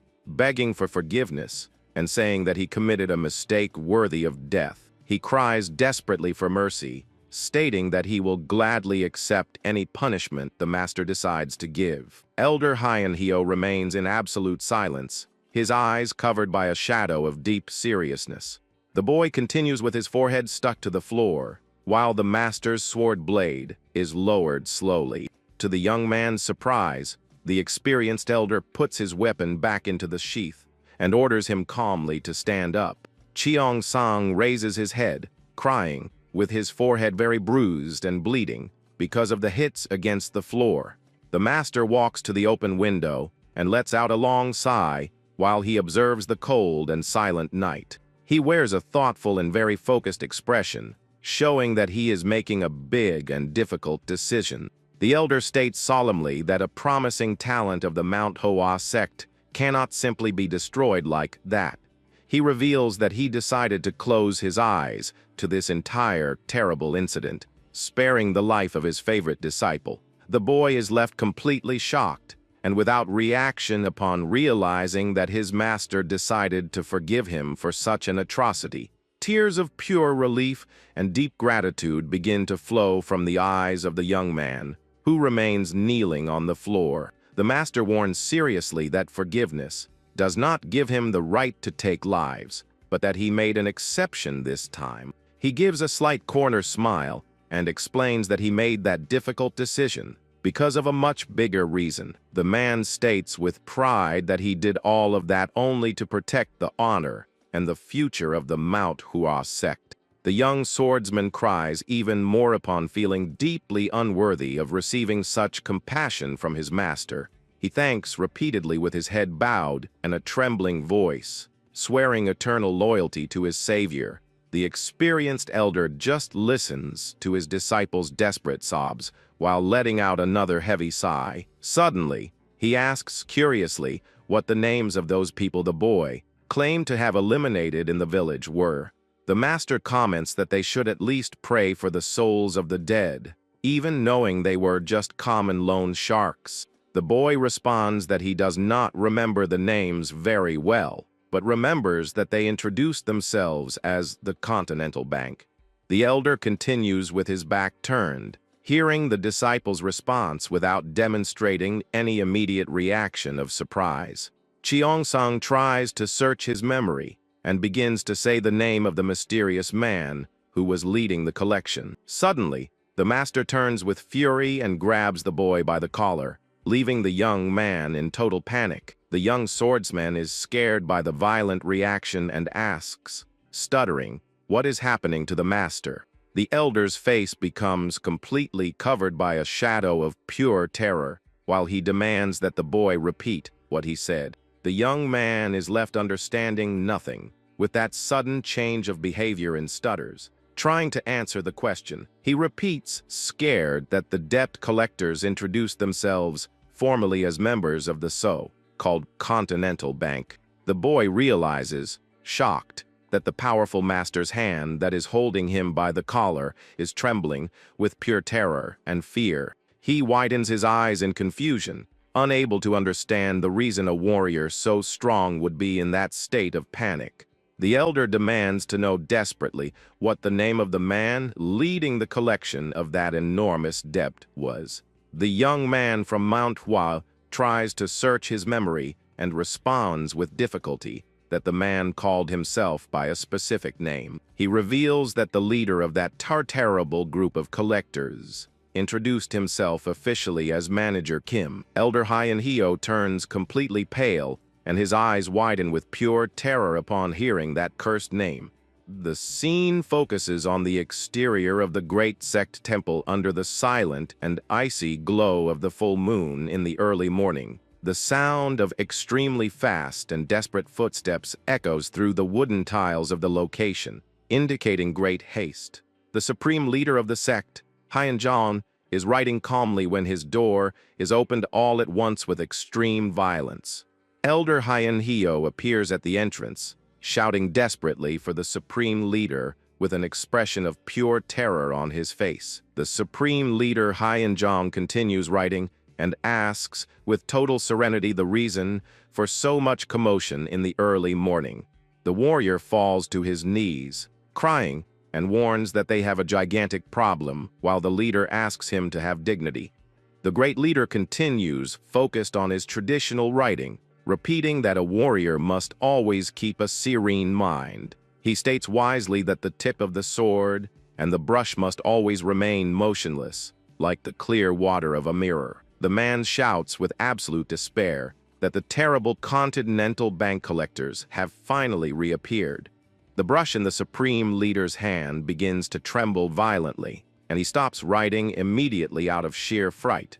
The object slips through his fingers and falls, making a dry noise on the wooden table, revealing his great tension. The brush rolls slowly across the room floor, while the supreme leader remains static and without reaction. Out of pure shock, he widens his eyes and lets out a confused murmur of terror, unable to believe the terrible name he just heard. Suddenly, the scene recalls the extremely fast and desperate footsteps that the elder took to reach the main hall. The man remembers the moment of despair, in which he opened the door with violence, interrupting the peaceful writing of his leader. He remembers that he shouted in panic for the supreme leader of the Manhwa sect to alert him about the terrible tragedy.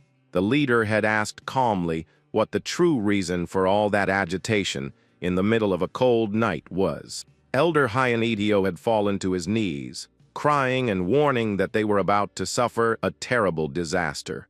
The great leader continued his traditional writing in a focused way and repeated that the master should have more dignity. He insisted that a warrior must always act with a serene and firm mind, like the calm water of a clean mirror. But Elder Hyo shouted again with pure terror, stating that the Continental Bank had returned to the village. The writing brush begins to slip slowly between the trembling fingers of the experienced supreme leader of the sect. The object finally falls with force onto the wooden table, breaking the silence of that training hall. The brush continues rolling slowly across the table, while the two leaders remain paralyzed in absolute panic. A deadly and frightening silence takes over the entire great hall while they try to process the terrible news. The supreme leader of the sect sweats cold and remains with his lips pressed shut, unable to say a single word out of fright. He gulps with extreme difficulty, feeling as if his own heart were about to stop from so much fear. The man asks tremblingly the reason for that bank reappearing, and what they would have to do with the Manhwa sect.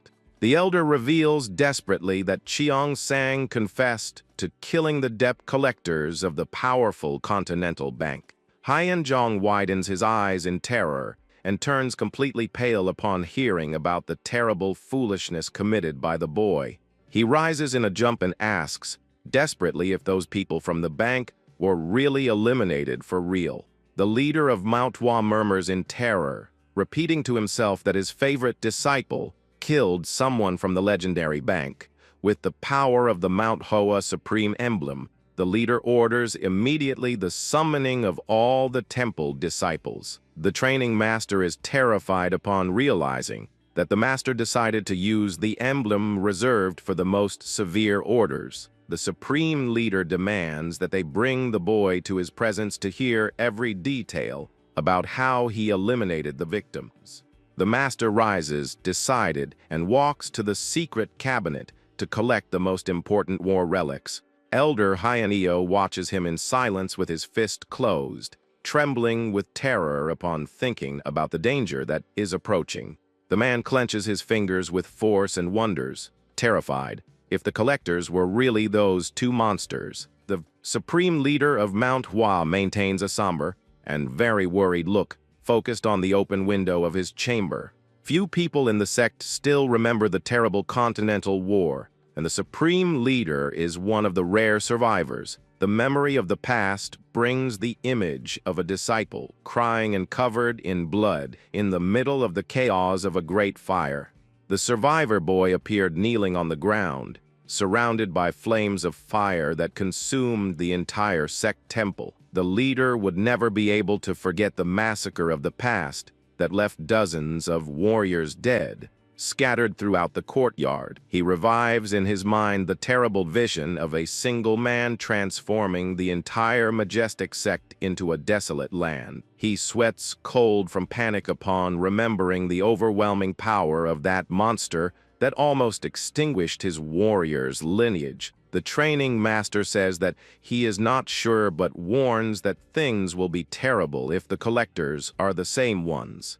The supreme leader grinds his teeth from so much rage and panic upon realizing that the future of his sect is in great danger. He looks at his subordinate with an expression of pure seriousness and orders with urgency that he hurry with the task. The master knows very well that the survival and the existence of the Manhwa sect itself are at stake from now on. In the great central courtyard of the temple, dozens of warriors begin to align quickly under the pale glow of the moon. The disciples begin to whisper among themselves in total panic, trying to understand the reason for that emergency summoning.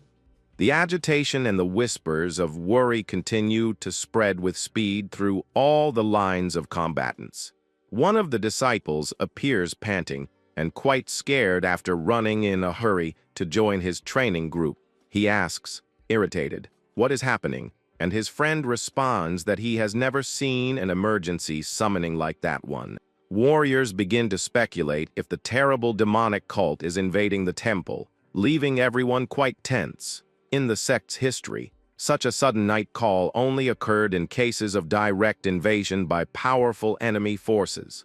The disciples remain in absolute silence when they hear the firm steps of the leaders approaching the great staircase. Supreme Leader descends the stone steps beside his strongest generals to face the entire army in the courtyard. The Supreme Leader of Mount Hua appears imposing before all his disciples gathered in the courtyard. He wears an extremely serious and cold expression that leaves all the warriors in the location quite tense. The sect's disciples stare at each other, confused and scared upon realizing the drastic change in the temple's climate. Hyanjong's gentle expression disappeared completely and gave way to a rigid and merciless look of rage. The entire Mount Hoa sect remains in absolute silence before the intimidating presence of their masters. The supreme leader breaks the night's silence and calls coldly the name of the young disciple, Chiang Sang. Hyanjong orders with a firm and threatening voice that the boy take a step forward before the entire sect. Chiang Sang gulps, feeling an immense dread take over his entire body at that instant. The young man walks slowly toward the stone staircase under the curious stares of the other warriors. Boy bows with respect, trying to maintain calm before his supreme master's judgmental look, greets the leader with a voice trembling from nervousness, and asks the reason for having been called so late. Suddenly, the supreme leader advances with fury and delivers a violent blow directly to the disciple's face. The boy is thrown against the stone floor, while the master curses him with a deep and visceral hatred. Hai Anjong shouts, infuriated, asking if the boy has any idea of the gravity of the mistake he committed in the village.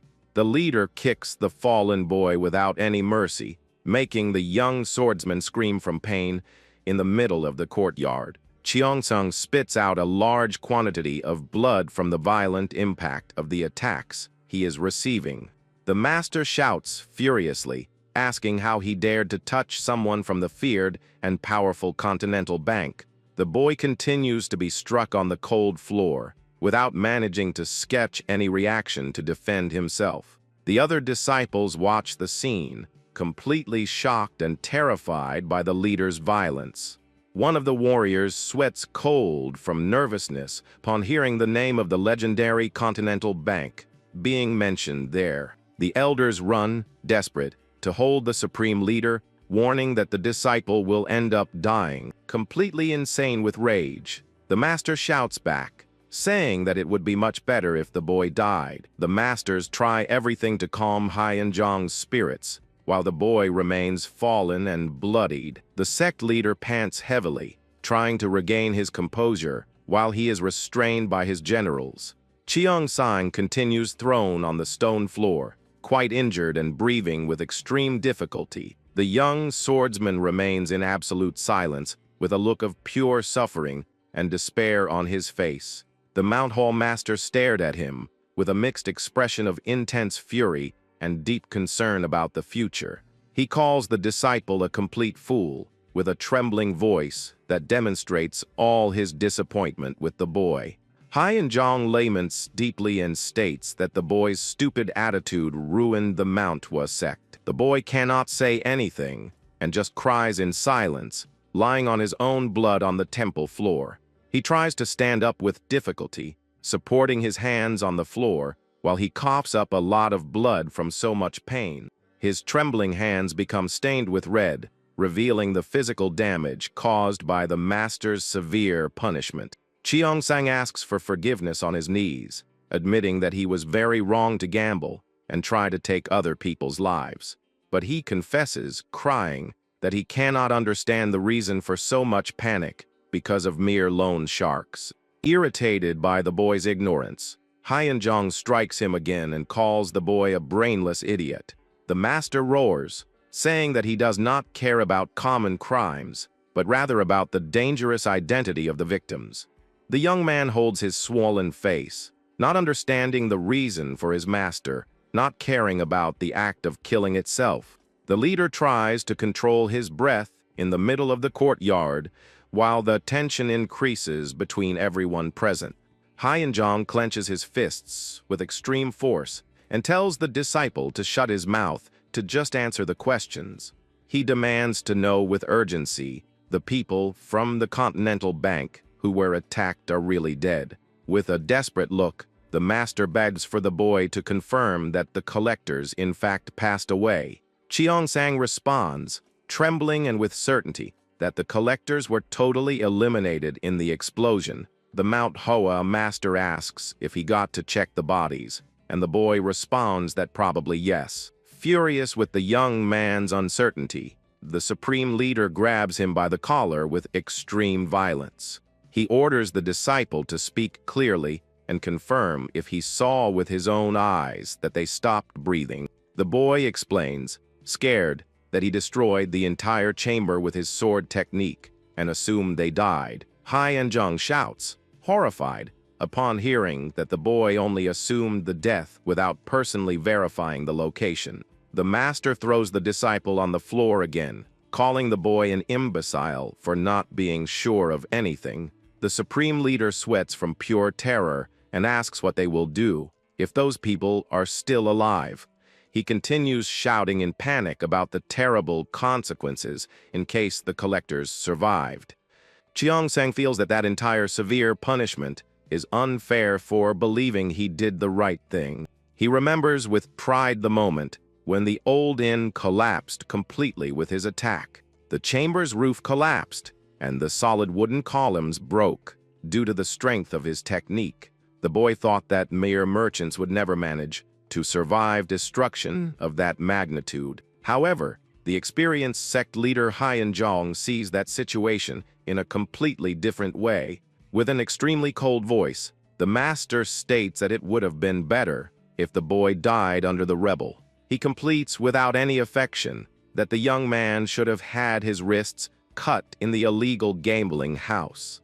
The leader explains that the boy's humiliating death on the streets would be better than the total destruction of the sect. Only at that instant of despair does the young Cheong manage to realize the real gravity of his actions. The boy understands that those people he tried to assassinate were not simple tax collectors.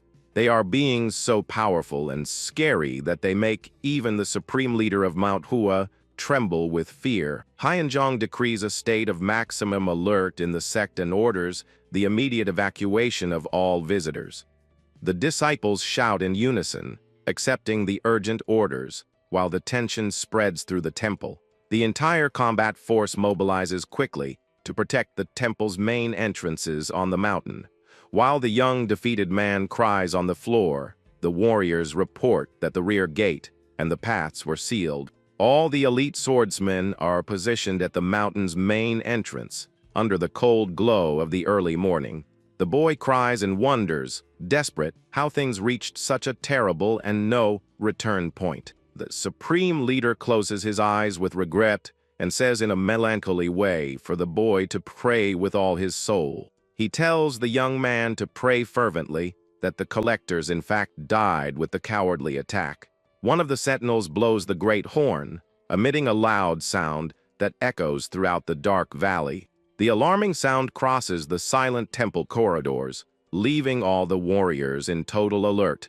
The training master sweats cold upon listening to the invasion warning signal, knowing that the danger finally arrived. A guard emerges running and reports, shouting that the main gate detected a suspicious approach on the climb. The sentinel warns in panic that two mysterious people are climbing the mountain path calmly. Cheong Sang listens to the report on the hall floor and begins to sweat from terror upon thinking about the invaders' identity. He wonders, terrified, if the debt collectors really managed to survive that explosion. The wind blows strongly through the hill's trees, scattering several cherry blossom petals through the dark air. Two silhouettes walk calmly along the beautiful, hard, packed dirt road, surrounded by flowered cherry trees. The firm and determined steps of the invaders advance without demonstrating any hurry under the moonlight's glow. Manager Kim and his assistant Makrua walk side by side, demonstrating total serenity in enemy territory. The young man maintains an extremely peaceful expression and a slight confident smile stamped on his face. Beside him, the beautiful assistant focuses her gaze on the enormous sect temple that emerges right ahead on the hill. The Manhwa sentinels point their weapons and demand in a loud voice that the two strangers stop at that same hour. The guard shouts that the sect is entirely closed to external visitors by direct orders from his master. He orders the invaders to declare their names and reveal the true reason for climbing the sacred mountain. The bank manager just smiles with closed eyes, maintaining a totally unshackable posture before the weapons. A short and tense silence settles in the courtyard while the leaves and flowers continue flying with the soft wind. The young man finally introduces himself as Manager Kim, official representative of the powerful Continental Bank. He opens his eyes with a frightening glow and reveals calmly that he came to collect a balance from Manhwa. The scene returns to the village, revealing the totally destroyed inn and covered by a dense smoke. Several local residents gather around the ruins, trying to understand what caused that terrible accident. The crowd speculates, scared if the Imperial Army decided to fire its war cannons against the city. Others believe that the village was invaded by violent barbarians due to the critical state of the destruction. The interior of the collapsed inn displays an enormous quantity of wooden beams and dust accumulated on the floor. Under all those heavy rubble, the young assistant lets out a low groan of pure pain and fatigue. She opens her eyes slowly and realizes that her boss used his own body to protect her from the collapse. Manhwa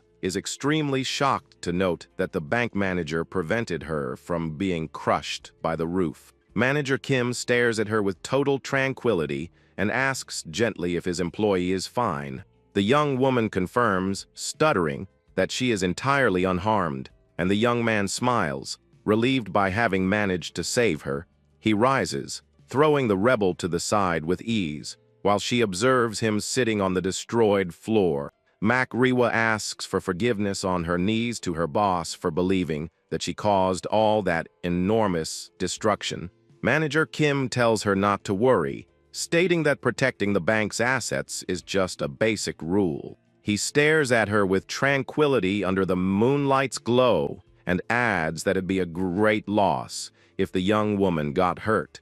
The young man remembers with sympathy that she is also considered a very valuable asset to the powerful Continental Bank. The assistant is totally surprised and with blushed cheeks upon hearing that unexpected declaration from the boss.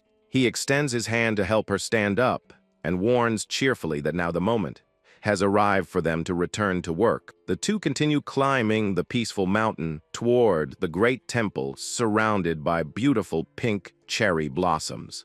The watchmen at the main entrance begin to sweat cold from extreme nervousness. Upon seeing the two collectors approach, they whisper tremblingly, trying to confirm if they really heard the mention of the scary and legendary Continental Bank. Suddenly, the great wooden door opens all at once, revealing an imposing figure that emerges from the shadows. The mysterious man who appears before the visitors is none other than the powerful Manhwa elder Hyo. The gate guards sigh, relieved, and shout with joy upon seeing the arrival of their respected training master. The elder descends the temple's stone staircase calmly under the attentive and curious look of the two bank collectors. Hyo joins his hands in a traditional sign of deep respect, preparing himself to start the official conversation. He greets the visitors politely and introduces himself formally as one of the most experienced elders of Manhwa. The sentinels stand open-mouthed and without reaction upon seeing such an important master treat loan sharks with so much courtesy. No one there manages to believe the unbelievable sight of a sacred elder bowing before mere collectors. Manager Kim smiles from ear to ear and says that he feels extremely honored with such a warm and kind reception. The Manhwa master asks the young man not to worry about formalities and maintains a serious and imposing posture. He explains calmly that that is the first time his sect has received official visits from the Continental Bank. Hyo completes, saying he is just demonstrating ideal courtesy, but Manager Kim's look soon changes tone. The elder maintains a slight smile on his face, while trying to decipher the true intentions of that mysterious young man. The collector praises the sect's reputation, but highlights that it is strange to treat a lone shark so well on the first meeting. Hyo narrows his eyes and remains in absolute silence upon realizing a crucial inconsistency in his words. He remembers that 30 years ago, a terrible collector from the same bank invaded the temple and massacred dozens of disciples. The elder reflects that if the young man were real, he would know that that is by no means the bank's first visit. However, the young man before him simply agreed with the lie in a shameless way and without sketching any distrust. The experienced warrior concludes immediately in his mind that the young man in front of him is actually great imposter. Hyo grinds his teeth in hatred upon realizing that a liar dares to use the bank's name to try to humiliate the sect. He turns his back with agility, deciding to change strategy to deal with the threat of those two invaders. The elder invites the visitors to enter the temple, stating that it would not be polite to continue talking at the gate. Hyo resolves to act with caution, so as not to repeat Cheongsang's mistakes, but swears he will make the culprit pay dearly later. The silence of the mountain temple is broken only by the soft light of the lanterns that illuminate the wooden courtyards. Meanwhile, in the meeting hall, the masters walk from one side to the other, sweating from deep nervousness and total panic. The supreme leader Hyunjong repeats the name of the Continental Bank several times without managing to contain his fear of the past. He wonders with terror if those monsters from the past really decided to return to the sacred sect's lands. The old man remembers with sadness that after the terrible massacre of 30 years ago, the bank had vanished without leaving clues. Since that dark day, no one has ever heard about the collectors again or found any trace of them in the world. He tries to understand what is the true reason for that mysterious group to rear suddenly after so much time. The master laments deeply that precisely one of his disciples has gotten himself into a debt with these loan sharks. Hyunjong takes slow and heavy steps through the meeting hall, feeling the weight of a great responsibility on his shoulders. He questions himself if that terrible event is just an unhappy coincidence or the beginning of a new tragedy. Suddenly, the Supreme Leader hears the sound of steps approaching and widens his eyes out of fright upon noticing their presence. Elder Hyun guides the two bank representatives directly to the central courtyard where the leader is waiting. Manager Kim and his assistant enter the location with firm and determined steps under the master's attentive and fearful look. Hyunjong is left completely paralyzed and in shock upon facing the physiognomy of the man who leads the collection group. The master notices, scared, that the supposed bank manager is actually an incredibly young man with a common look. He realizes that the visitor is totally different from all the people of the Continental Bank he remembers from the past. The Supreme Leader wonders, anguished, if that young man would be just a disciple of the bank or a true farce. He decides to maintain calm, knowing that drawing hasty conclusions at that tense moment could cause a disaster. Manager Kim joins his hands and greets the leader with sympathy, revealing to be the official representative of the bank. Hyunjong introduces himself as the Supreme Leader of Manhwa and states that he has already heard the entire story from his disciple. Without wasting time, the Supreme Leader orders firmly that they bring the young culprit immediately to the courtyard. Two warriors bring the young Chung Sang, totally injured and with his head bowed, before all those present. The boy appears with his face quite swollen and full of shame for the serious consequences of his acts yesterday. Manager Kim smiles with mockery upon seeing the debtor and comments with irony that his physical appearance is not very good. Cheong-sang panics totally upon realizing that the collector survived perfectly to his mortal energy cut. The Mount Hoa master reprimands the injured disciple and demands severely that he apologize at that same hour. The young swordsman widens his eyes in terror, unable to utter any word before that humiliation. The boy bites his trembling lips in complete silence, trying to swallow his own wounded pride in the courtyard. With no other option to save his own skin, the disciple lowers his head slowly, accepting his exemplary punishment. The collector says that he doesn't need apologies, commenting with mockery that the client's knees are not worth much. Hyunjong is confused and argues that asking for forgiveness is the minimum the boy should do to repair his mistake. Manager Kim opens a corner smile and explains calmly that the bank is not there to receive a mere apology. He adds coldly that the bank never offers discounts on debts just because of regrets. The master feels a huge fury rise up his spine and thinks about destroying the meridians of that insolent boy. Hyunjong tries to control his extreme hatred and lowers his gaze while trying to contain his desire to fight. He clears his throat in a forced way to try to disguise the enormous tension that is taking over the environment. The leader tries to mitigate the situation and invites the visitors to enter the temple to resolve the business.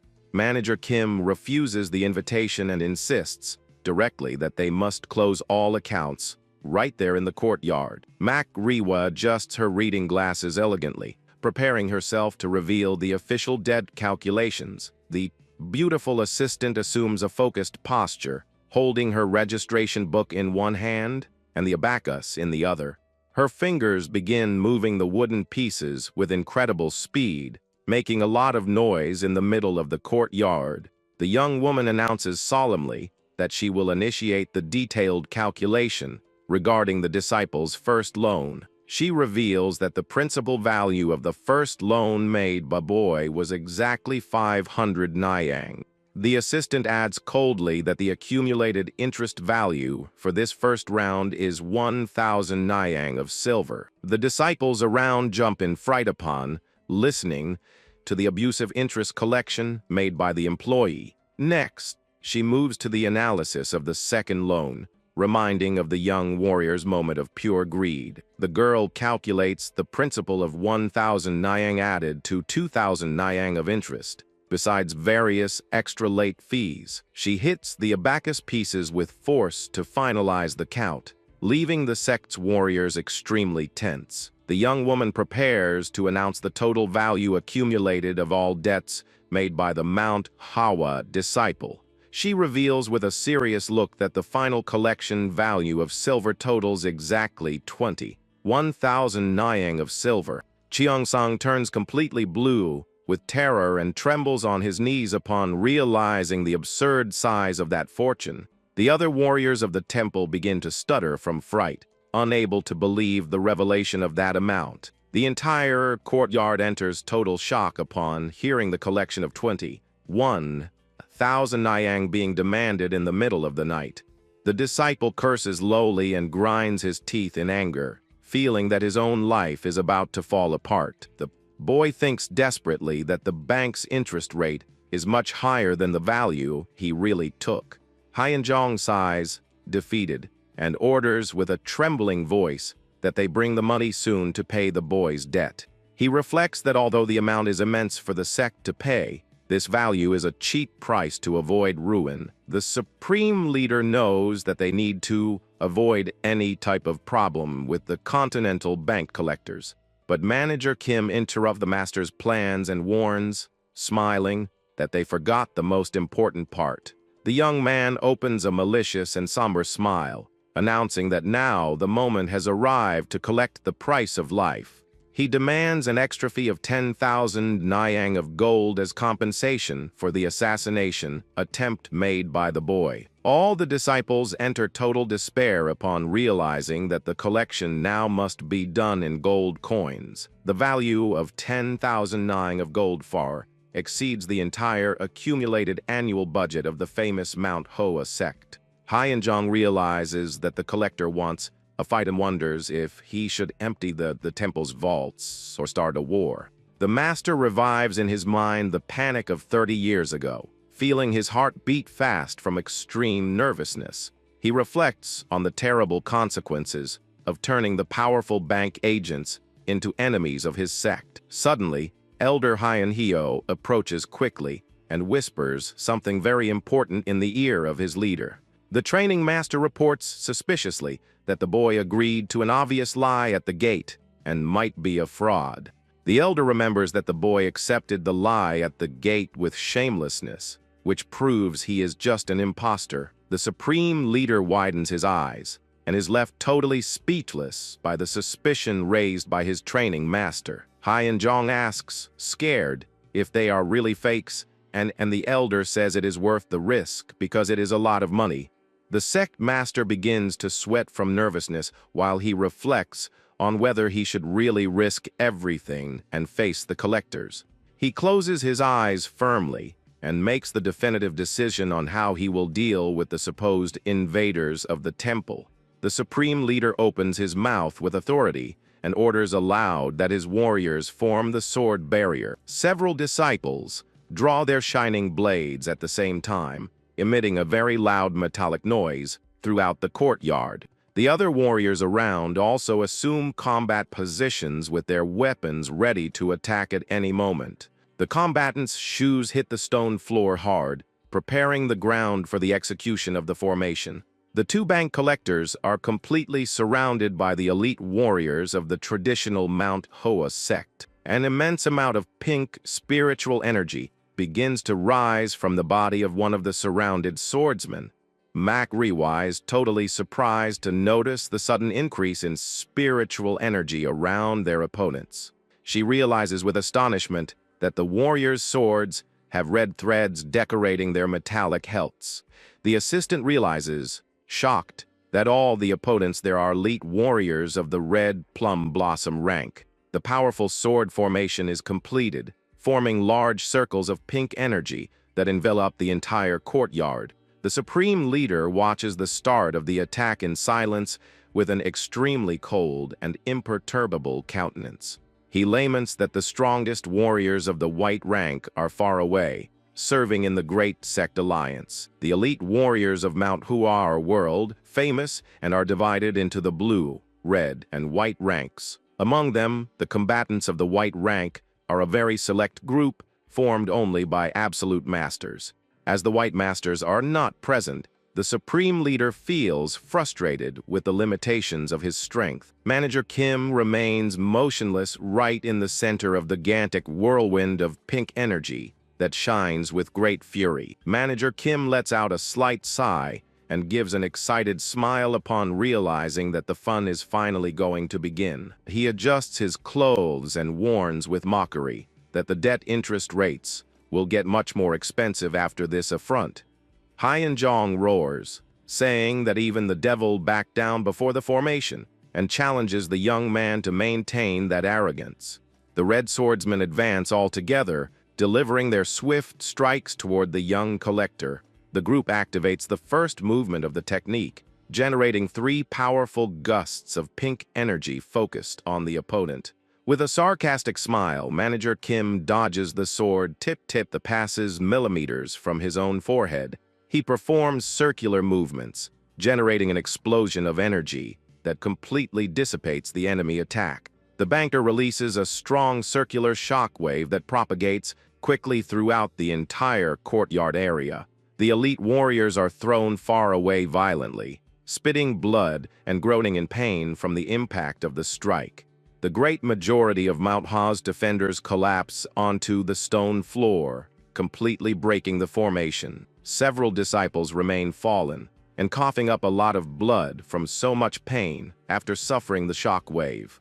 The supreme leader goes into total shock and lets out a scream of terror seeing his best warriors defeated. He sweats from nervousness upon realizing that the secret barrier created to contain absolute masters was broken in seconds. The master does not understand how his sect's greatest military pride was humiliated and overcome by a simple stranger. Elder Hyuneo turns completely pale upon realizing that that young man is actually an unbeatable monster. Fear spreads through the temple while everyone understands that Manager Kim is truly the most dangerous creature. Desperate, the supreme leader roars, ordering the warriors to get up and redo the barrier immediately. He shouts with all his strength, saying that they must give their lives to prevent the invader from leaving there alive. The disciples advance with blind fury while the master roars that the future of the sect will be destroyed if they fail. The young man just gives a mocking smile and lets out a slight sigh before his opponent's useless insistence.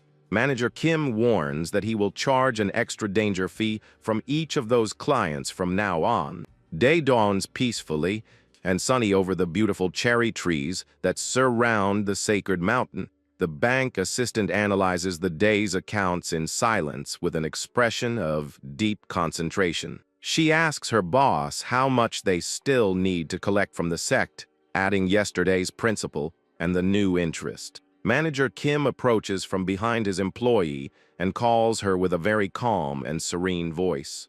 The young banker asks reflectively how much she thinks the life of a normal person is worth. He concludes, laughing, that 100,000 gold coins seems like a fair amount as compensation for attempted assassination. The young woman is left totally horrified and says that with that exorbitant amount, it would be possible to buy an entire sect.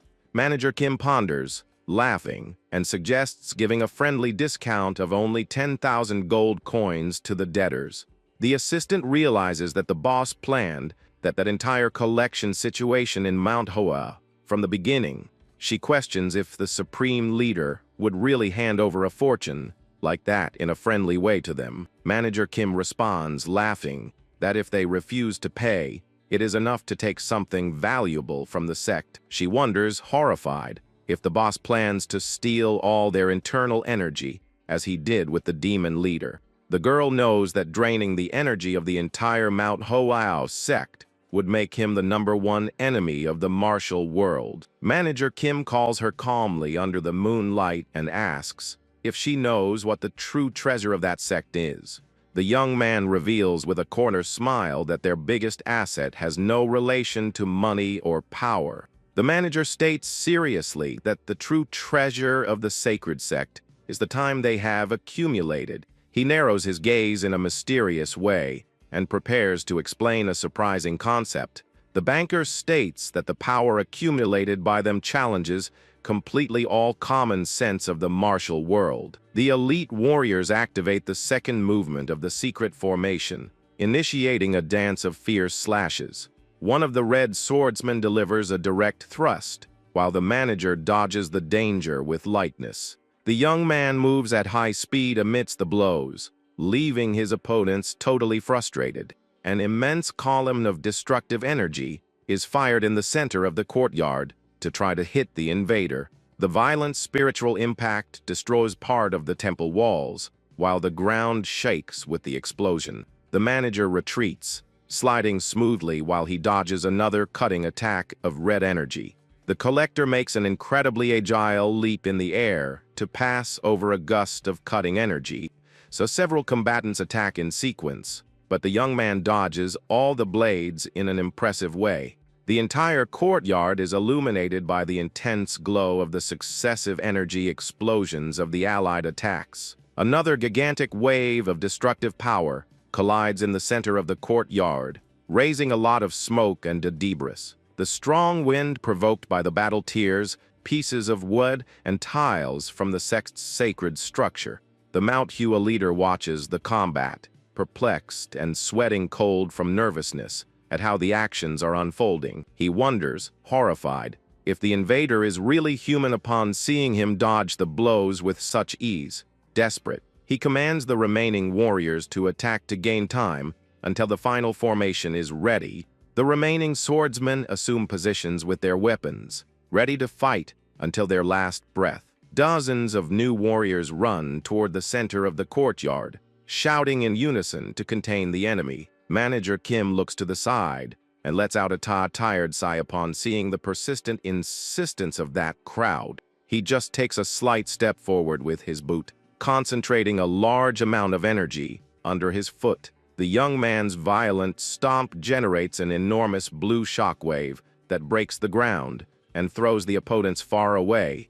The elite warriors are thrown upward violently in a humiliating way before their master. The disciples shout in despair upon realizing that they can do absolutely nothing against the banker. Manager Kim remains with his hands behind his back, while gigantic pieces of stone float around him. The young man gives an enigmatic smile, while the floating stones begin to fall slowly to the courtyard floor. He supports his hand on the courtyard floor, releasing concentrated energy that makes the ground shake with intensity. A colossal explosion of dust and wind hits the entire area, sweeping away any resistance that remained. The remaining warriors are dragged backward by the full force of the wind, losing their footing entirely. One of the swordsmen shouts, horrified, upon realizing that they would never have any chance against that monster. The young man is hit directly in the face by a strong invisible gust, being knocked out the same instant. He collapses unconscious with a bloodied mouth, while several stones and debris float around him. The defeated warrior falls on his back in the sect's courtyard, leaving his companions in absolute panic. Manager Kim releases monumental columns of energy that destroy what remained of the temple's paved ground. All the opponents around are hit in sequence and collapse, completely without strength to continue. Manhwa watches that entire silent massacre with an impeccable posture and without demonstrating any reaction. She just watches the dust settle slowly while she prepares to register the new data in the book.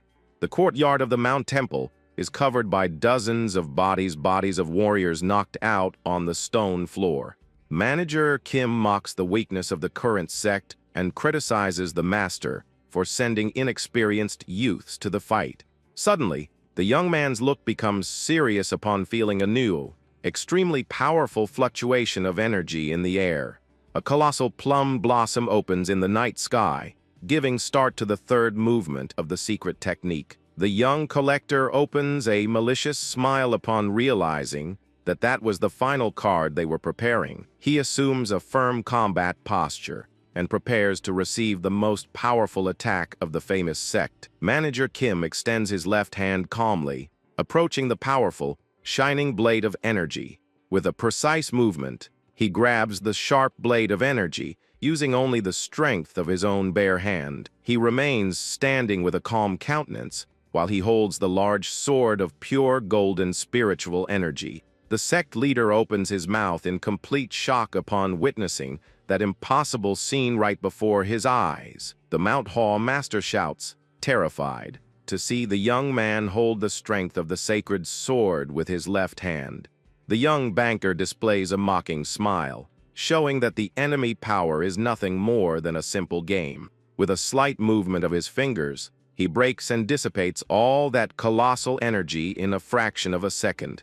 The young man's powerful counterattack slices the magic barrier in half with a thud of cutting energy through the courtyard. The elite warriors and the elders shout, desperate, upon seeing their greatest military pride being torn to pieces. Panic spreads through the ranks of the sacred sect, while the disciples stare at the relentless strength of the youth.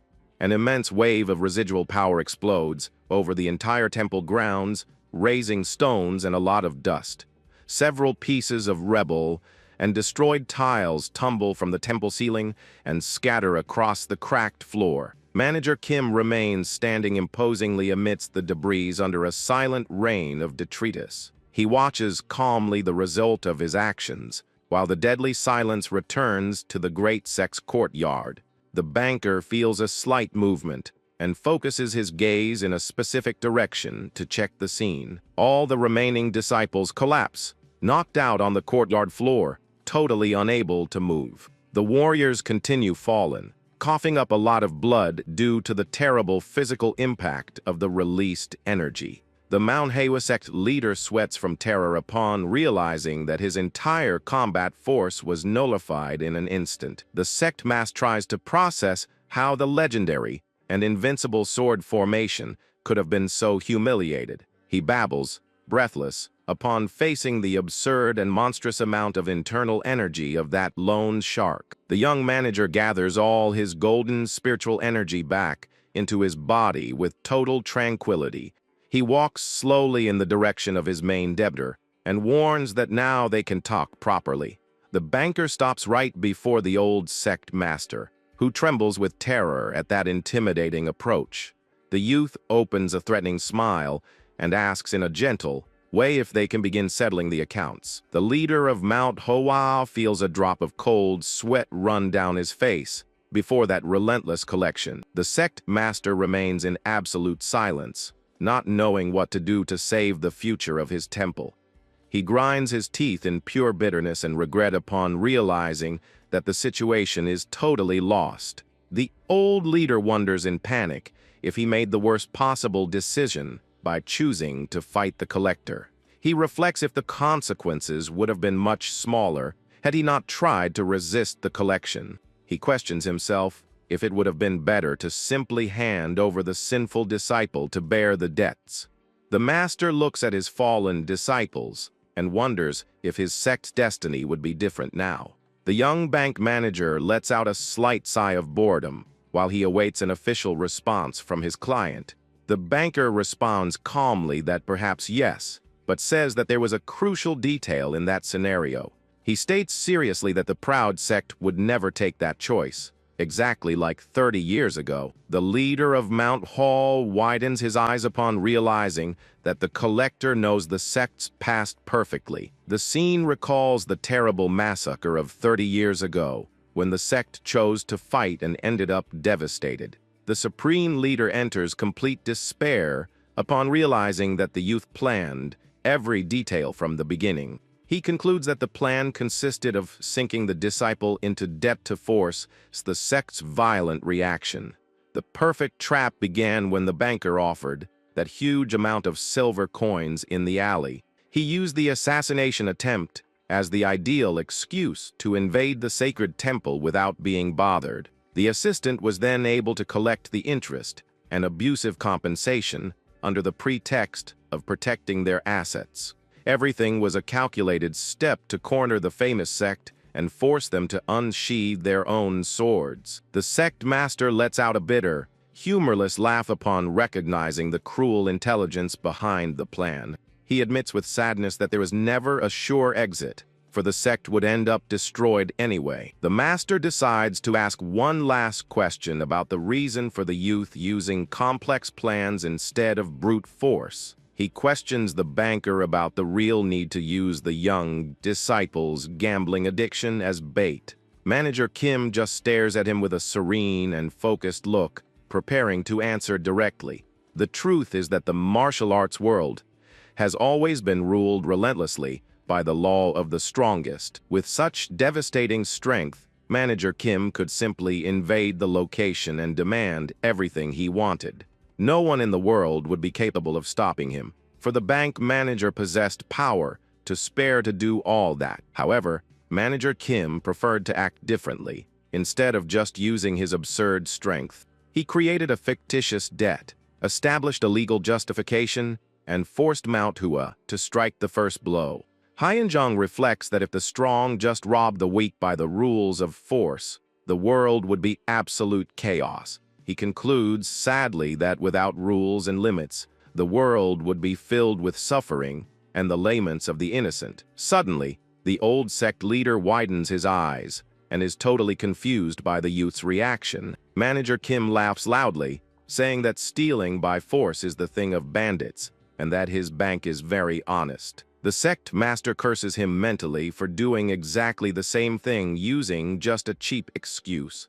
The manager tells his assistant to apply the risk rate and recalculate the total collection while she types on the abacus. The continuous noise of the abacus wooden pieces being moved quickly leaves the Manhwa leader in agony. The old master bites his lips in terror, knowing that because they lost the fight, the final price rose drastically. The assistant adjusts her glasses and announces that adding the extra fees, the debt is now 50,000 gold coins. The other Manhwa leaders enter total despair and shout, scared at that impossible amount. The supreme leader begs, stuttering to Manager Kim, and admits that the sect simply does not possess all that gold. The collector opens a gentle smile and responds that he already imagined it would be difficult to realize payment up front. The youth proposes two alternative options for debt settlement, leaving the sect leader quite intrigued. Manager Kim smiles in a sadistic way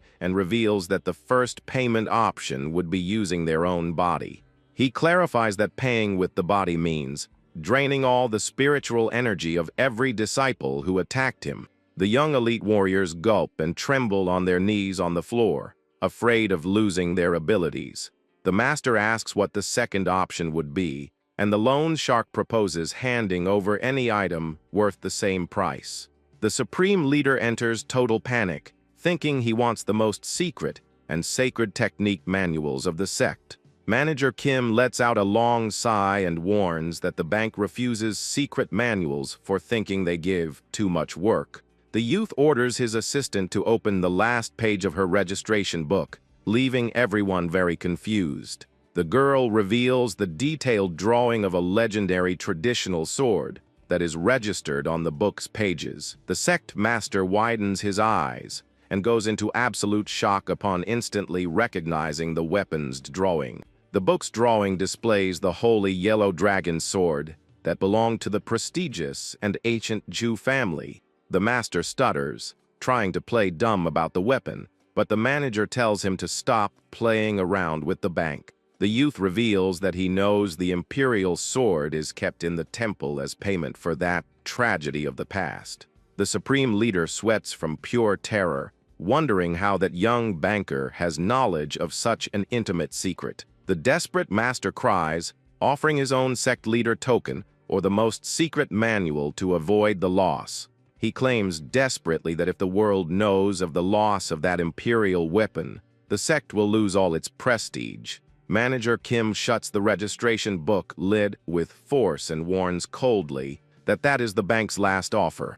The banker orders him to make his definitive choice once and for all while silence reigns in the courtyard. The sect master bows his head with an expression of deep defeat and humiliation before his collectors. He lets out a heavy sigh of resignation, finally understanding that he has no escape from that debt. He understands with sadness that from the very first instant, the true objective of that entire trap was the sword. With a weak voice, the master calls Elder Hyaneo, and the man responds promptly, waiting for the definitive orders. The supreme leader orders with bitterness to bring the holy yellow dragon's sword to hand it over to the bankers. Moments later, the training master returns to the courtyard and holds out the legendary traditional weapon in Manager Kim's hands. The young banker holds the decorated hilt and partially draws the legendary sharp blade that emits a bluish glow.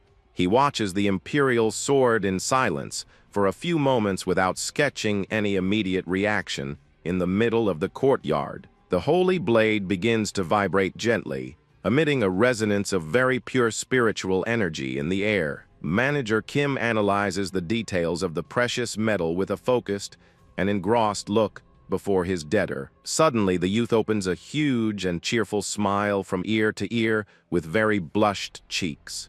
The collector bows with extreme politeness and thanks for the preference in the name of all the bank's employees.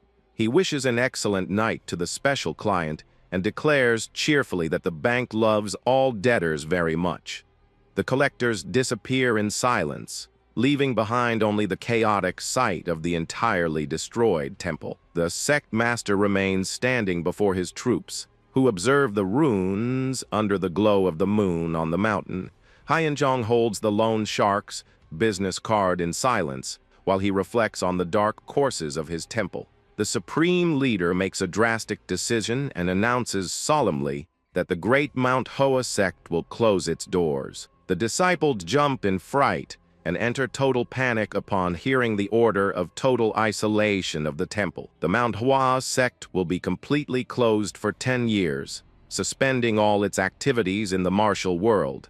The disciples remain paralyzed from shock upon realizing they will no longer be able to leave the temple territory. Cheung-san cries silently with his face bathed in tears upon realizing the size of the disaster he caused. The master and the other elders lament the cruel destiny of the sect under a silent rain of cherry blossom petals. The night wind blows strongly through the flowered trees of the mountain, scattering the sad laments of all the warriors. Hyanjong holds the loan shark's small business card with force, trying to contain all his rage and frustration.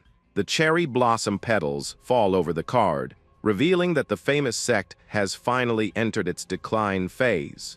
The story of the temporary collapse of the famous sect ends with the lonely fall of a single petal to the ground. The scene changes to the busy night of a great province, illuminated by several colorful lanterns under the moonlight. A beautiful young woman plucks the strings of a traditional instrument, producing a soft melody that echoes through the tavern. The musician plays calmly in the center of the luxurious wooden hall, surrounded by a quite lively and festive climate. Customers laugh loudly, drinking with women and making the most of the night at one of the main tables. A fat, bald man shouts, demanding more wine jugs for the table while the young woman beside him smile. At the neighboring table, a long-haired man drinks alone in absolute silence in the middle of all that shouting. Suddenly, a beautiful woman approaches him and asks with affection if such an imposing warrior is drinking alone. The young courtesan approaches with a gentle smile and asks kindly if she can serve a glass of wine for him. The man displays a charming smile and responds with a firm voice that he would accept that kindness very gladly. The young woman serves the drink slowly into the warrior's porcelain glass, who continues observing everything sternly. She approaches his ear and whispers confidentially the rumor that Mount Hoa has decreed total isolation. The warrior's look becomes serious the very instant he hears the surprising news about the famous sect. He questions, surprised, about the isolation, and she confirms that the temple will be closed for the next 10 years. The girl explains that the cause is still a total secret, and that no disciple has permission to descend the mountain. She displays an astute smile and asks if her spies should infiltrate more agents to investigate the case. The man is revealed officially as the powerful leader Baek Il-mayang, the commander of the famous secret Hao sect. The commander narrows his eyes in absolute silence while he analyzes the possible consequences of that mystery. He knows that the closing is a drastic act that means giving up all political influence on the continent. The courtesan proposes creating a base to spy on the location, but the commander immediately orders her to stop that. The leader orders coldly that all investigation into the Manhwa case be erased from the sect's records. The girl is confused by the boss's order, knowing that confidential information would be worth a great fortune. He warns severely that in the martial world, there are things much more terrifying than the pursuit of coins. The supreme leader supports the glass with force on the table, indicating the definitive end of the conversation on that subject. The young courtesan makes a polite bow and withdraws from the hall, wishing an excellent night to her commander. Her soft steps echo through the hall while she moves away quickly, leaving the leader alone with his thoughts. He remains in absolute silence with a tense and quite thoughtful countenance under the warm climate of the location. The commander lets out an ironic laugh and calls the youth a crazy bastard because of that unimaginable action. He admits that he already expected an attack, but never imagined that the manager would force the total closing of the temple. The man pulls his dark cloth sleeve slowly to reveal a terrible burn mark on his own wrist. The terrible scar mark displays the perfect outline of human claws that burned the skin deeply. The narrator explains that the brilliant commander committed only one great strategic mistake in his entire past. The memory brings the moment of the past in which the commander met the young banker in an alley at nightfall. He remembers with panic the overwhelming force with which the collector grabbed his arm to seal the terrible collection. That was the day he committed the terrible mistake of challenging the most dangerous existence of the entire continent. Since that terrible confrontation, he carries on his body the painful scar that served as a life lesson. The man lets out a long sigh of relief for not having tried to resist the collectors as the other sect did. Decided, he rises and resolves to pay a visit to the manager to discover how he defeated the warriors. The scene changes to the bank's beautiful branch during the day, where the young assistant rests calmly in her chair. On the wooden table rests a hot ceramic teapot with herbal tea and a plate full of sweet dumplings. Manhwa lets out a long sigh of fatigue, supporting her chin in her hand while she relaxes her beautiful eyes. The young assistant takes advantage of that moment of silence to appreciate the first day of true peace at the bank. She reflects on the fatigue accumulated in recent missions against the demonic cult and the Manhwa warriors. The assistant remembers that the manager left early to resolve business and takes advantage of the calm to savor her tea. She takes a sip of her hot tea while she observes the sunny day and the beautiful landscape through the branch's window. The sound of heavy footsteps echoes suddenly through the silent hall, indicating the approach of new visitors. A man accompanied by his henchman stops, right in front of the assistant, observing her with a cheeky smile. The man introduces himself boldly and asks if such a beautiful girl doesn't feel bored there alone. He tries to intimidate her with his physical stature, but she continues ignoring the presence of that entire group. Manhwa turns slowly and stares at him with a cold look, questioning what he really wants with her. The man is left totally paralyzed, and with blushed cheeks of passion upon, seeing up close the girl's enormous beauty. He smiles maliciously and thinks to himself that she is even more beautiful and fascinating up close. The subject insists for her to accompany them, but the assistant refuses the invitation immediately without hesitating for a single second. The courtyard remains in silence for a few moments while the man tries to digest the girl's unexpected rejection. The henchman on the side warns her, saying that she is dealing with the great young Master Hyaksozeong, leader of the region. The girl responds calmly with closed eyes that she doesn't care about clans and demands that all of them leave there. The master says she is very interesting for not fearing his name, but she tells the man to back off and stop pestering. The young master's face contracts from pure hatred upon realizing that his authority was completely disrespected. He mutters with anger, saying that no woman in the entire territory ever dared to treat him with so much contempt. Hyaksozeong hits his hand with extreme force on the wooden table, breaking the entire tranquility of the location. He brings his face close with a scary expression and states that she will be forced to accompany him anyway. Suddenly, a mysterious and extremely strong hand emerges and holds firmly the young master aggressor's wrist. Hyaksozeong shouts, desperate from pain, not understanding who is the intruder who is breaking the bones of his wrist. Baek Ilmayung warns calmly and ironically that the beautiful young woman already made it very clear that she has no interest. The guards are scared by the sudden aggression and demand to know the identity of the man who attacked their master. Baek Ilmayung mocks the clan, stating that he knows the weak fame of the family and its very low-level warriors. The master of the region sweats from terror upon realizing that the invader knows the entire power structure of his family. He deduces in panic that the opponent must have the strong support of some faction much more powerful than his own. The young master flees, desperate, with his henchmen shouting oaths of revenge in the middle of the tavern hall. Without asking permission, Baek Ilmayung pulls a wooden chair and sits comfortably at the assistant's table.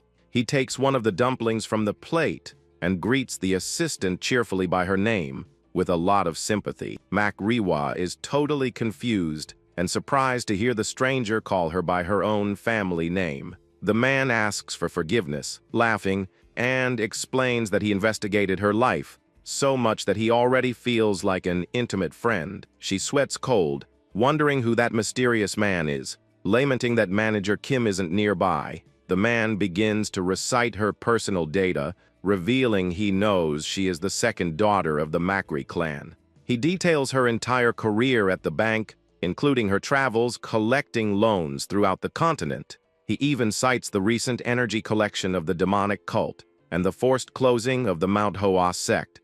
The commander states with arrogance that he knows everything about her routine, including where she sleeps and what she eats. The assistant gets extremely irritated and demands to know once and for all who he is to know all of that. The warrior reveals himself officially as the great leader of the House sect, leaving the young assistant in shock. She realizes the danger, knowing that the House sect possesses spies and eyes in every tavern and gambling house in the world. The assistant tries to regain her posture and asks directly what the leader of such a powerful sect wants from her. To the girl's surprise, the commander responds calmly while he chews that he wants absolutely nothing. The young woman stares at him with a lot of distrust, unable to believe he came there without any real interest. She questions how he could track all her steps, just to say he doesn't want anything with that visit. The girl stutters, irritated by the mystery, while the man cannot contain his laughter before her stress. He lets out a big laugh that echoes through the entire establishment, leaving the assistant even more confused. The commander reveals, laughing, that he also works for the Continental Bank and that he is actually her senior. The warrior asks for forgiveness for the prank and calls her affectionately a rookie, leaving the girl without reaction. The young assistant stutters in total shock, trying to process the absurd revelation she just heard. He has a lot of fun with her expression of terror and repeats that seeing the rookie's surprise face was worth it. The assistant asks if the client data came from him, and he confirms that he is responsible for all the espionage. The veteran confirms, laughing, that he discovered the Mount Hawaii youth's addiction, explaining that hunting clients is his work.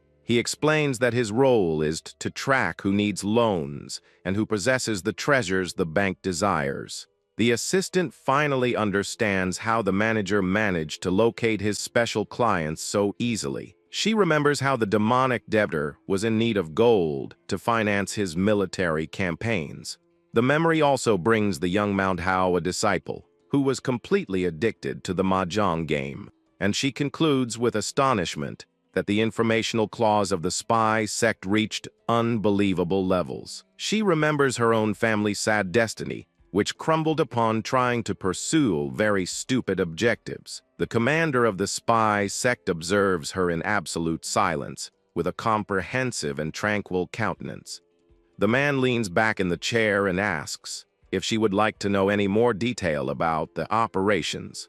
The assistant thinks for a few moments and confesses that she really possesses one last big doubt in mind. She remembers her constant doubts about the true identity and the monstrous strength of Manager Kim. The girl knows very well that her boss was never one to talk about himself or reveal details of his own past.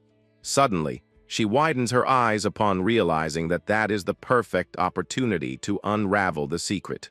The young woman asks enthusiastically if the commander knows the past and hidden secrets of Manager Kim deeply.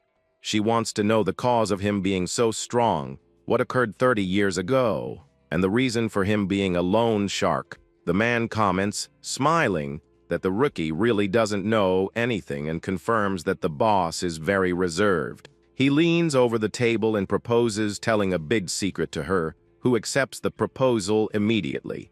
The commander brings his face close to whisper the big truth, leaving the assistant extremely anxious. He speaks quietly while the boss's friendly face disappears in a comic way in her mind. At that instant, suddenly, the warrior enters total panic and begins to sweat from nervousness in the middle of his own revelation. The man forces a trembling and nervous smile, trying in every way to disguise the sudden panic. He gulps with extreme difficulty, feeling a terrifying and overwhelming presence arise in the location. He jumps in surprise and bows with deep respect upon seeing Manager Kim enter suddenly into the room. Manager Kim appears by surprise in the hall, maintaining a gentle smile and carrying the Imperial's sword at his waist. Manager Kim mocks the commander for investigating her meals, and the man tries to disguise it, laughing from nervousness.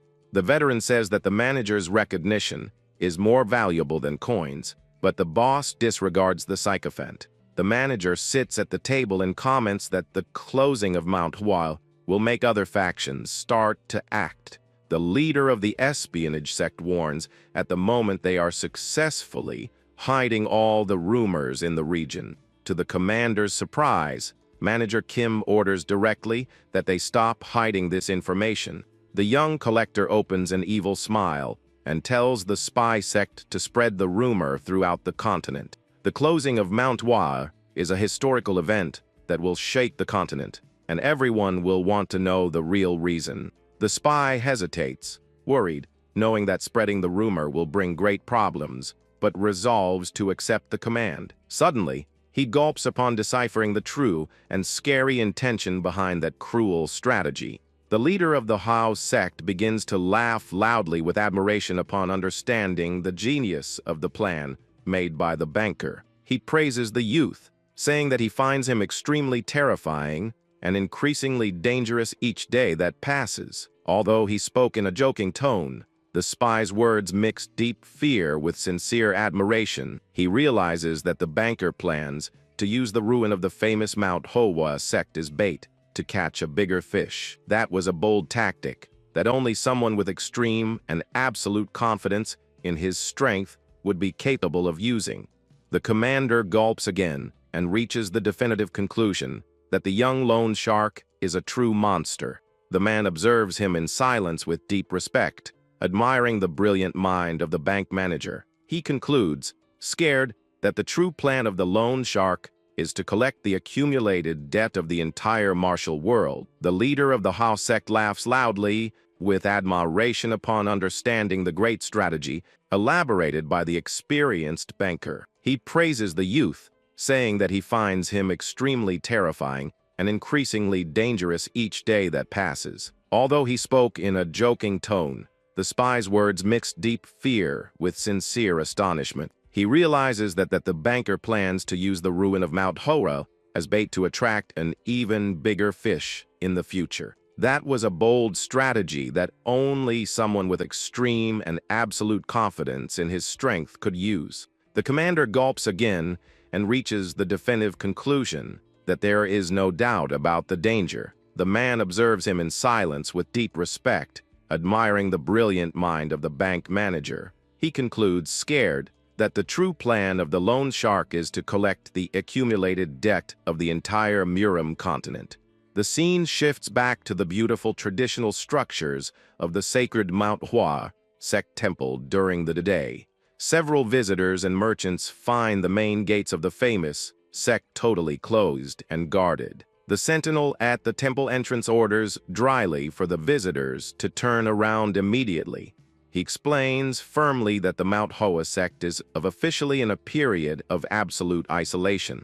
Even with the gates locked, a crowd of curious people continues to gather to comment on the rumors. Several martial artists and curious people try to unravel the secret, but end up being forced to turn back. One of the temple guards lets out a long sigh of fatigue due to the enormous work of containing the busybodies. The sentinel suddenly looks down and notices the silent approach of a quite ragged elderly man.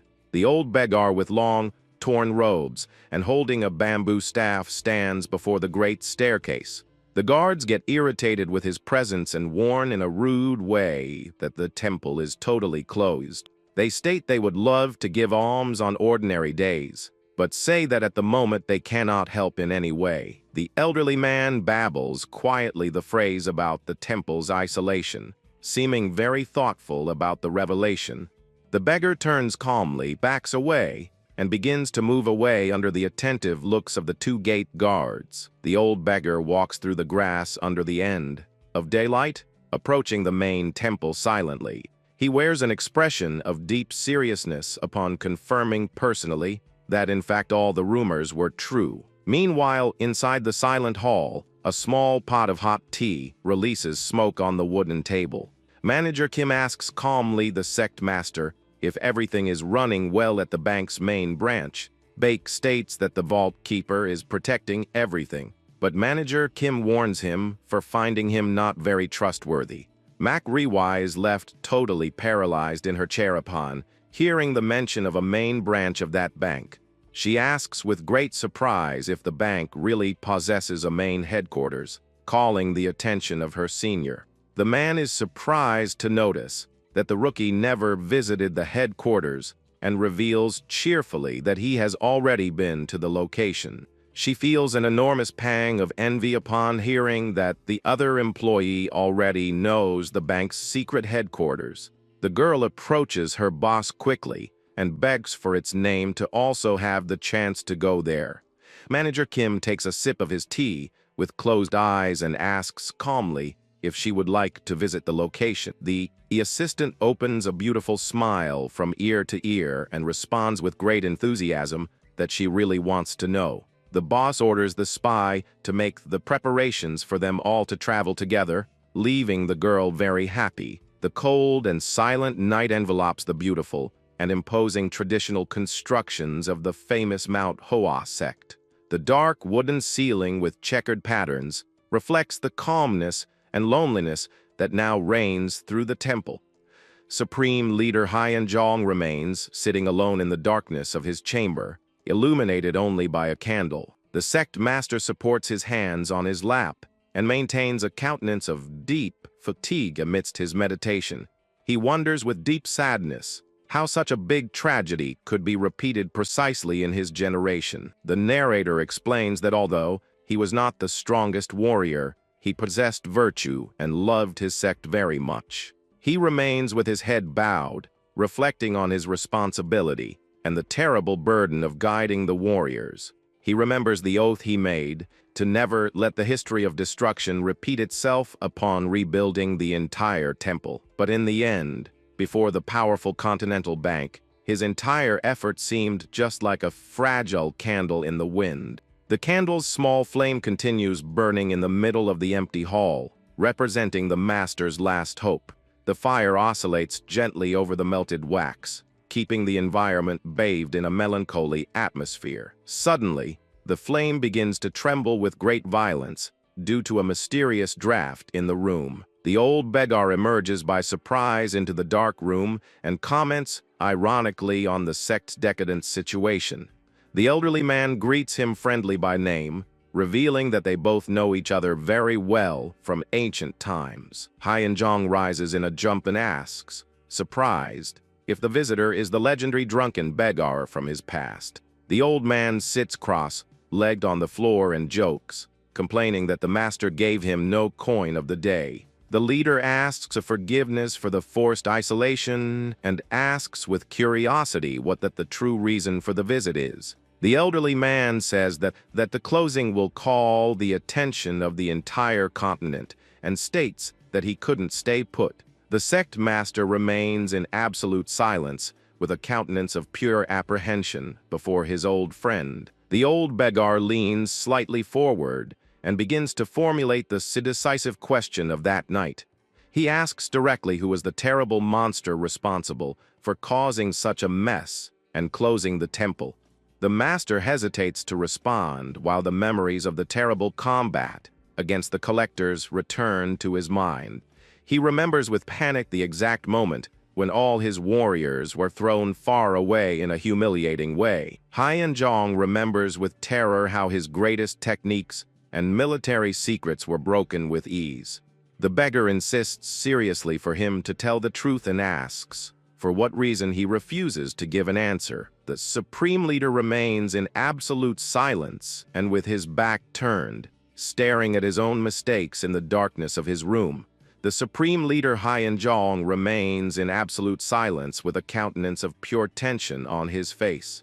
He feels an enormous dread that the collector will appear again in the temple the second he says his name. His hands begin to tremble violently due to the extreme fear that already penetrated deeply into his bones. The old beggar observes him in silence with an analytical and extremely focused look before his friend's hesitation. The elderly man hits his bamboo staff with force against the wooden floor, breaking the entire silence of the room.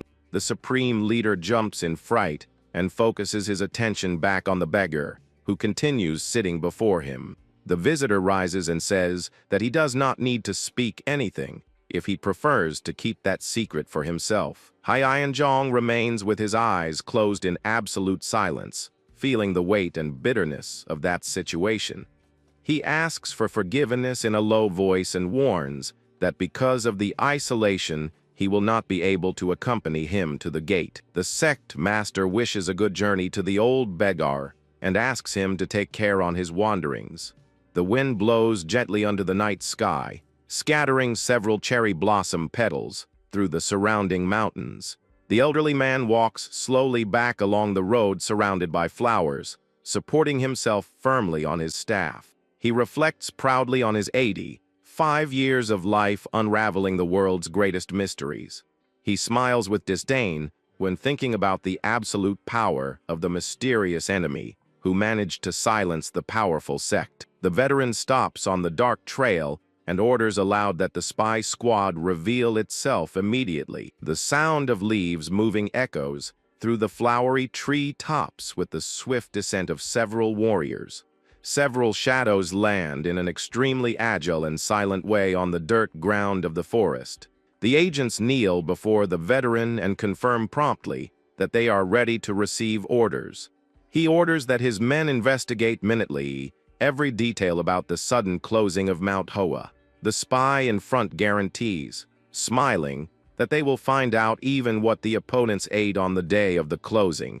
The group of spies disappears in the blink of an eye, leaving only small clouds of dust on the ground. The elderly man lets out a hoarse and somber laugh, promising to track down the culprit of all that humiliation in the temple. He displays a scary glow in his eyes and swears that he will unmask the culprit's true identity. The scene shifts to the beautiful province of Huayan, surrounded by majestic mountains under the glow of the morning. The narrator explains that the dawn in the peaceful province of Huayan was very different from usual today. Dozens of ragged beggars from the alms sect were strategically positioned on every corner. Local merchants whisper, confused, about the large number of beggars that appeared through the city. One of his spies kneels before a merchant and begs humbly for a single coin. The man in purple grumbles, irritated by the request early on, and begins to search for some spare change in his robes. He throws the shining coin with his fingers and orders the beggar to stay away so as not to hinder his business. The disguised spy thanks him and promises to perform a special prayer in case the merchant has any wish. The man reveals, surprised, that the feared poisonous serpent gang simply vanished from the region last night. The resident celebrates, hoping that the gang never returns, while the spy pretends surprise beside him. The agent becomes extremely suspicious with the sudden disappearance of the guild that controlled the gambling houses. The merchant reveals that he heard that all the henchmen fled in the middle of the night with broken bones. He concludes astutely that there is an obvious connection between the gang's defeat and the closing of Mount Hora. The spy says goodbye to the resident with a respectful bow and promises to pray that the criminals do not return. He runs at high speed through the dirt streets to transmit the new clue to his supreme leader. The market seller is scared to see a beautiful and mysterious woman walking in a very elegant way through the market. The beautiful courtesan from the House sect parades with her traditional silk robes under the attentive look of everyone on the street. The scene recalls in black and white the moment when the young House sect reported the news to its commander. She remembered with sweetness her efficient espionage tactics to obtain secrets in the middle of the night. The courtesan said goodbye politely to her master before leaving for her new mission in the local village. She asks if the false clues were delivered, and the spy confirms that she leaked the rumor about the local gang. The young woman lets out a mocking laugh, commenting on how the rival sect believes it knows all the secrets. The market sellers are actually members of the House sect who control all the true flow of information in the area. The beautiful spy moves away, laughing at the plan to deceive the beggars who continue spying in a clumsy way. She displays a victorious look, knowing that the control of information in the region belongs entirely to her clan. The sun rises bright and golden on the horizon, illuminating the majestic peaks of the province's mountains. The alms sect beggars surround and interrogate two disciples captured in the middle of the mountain forest. The young beggar questions the prisoners for hiding there while the rest of their gang fled. The two men kneeling on the ground cry, desperate, begging for their lives and stating they don't know anything.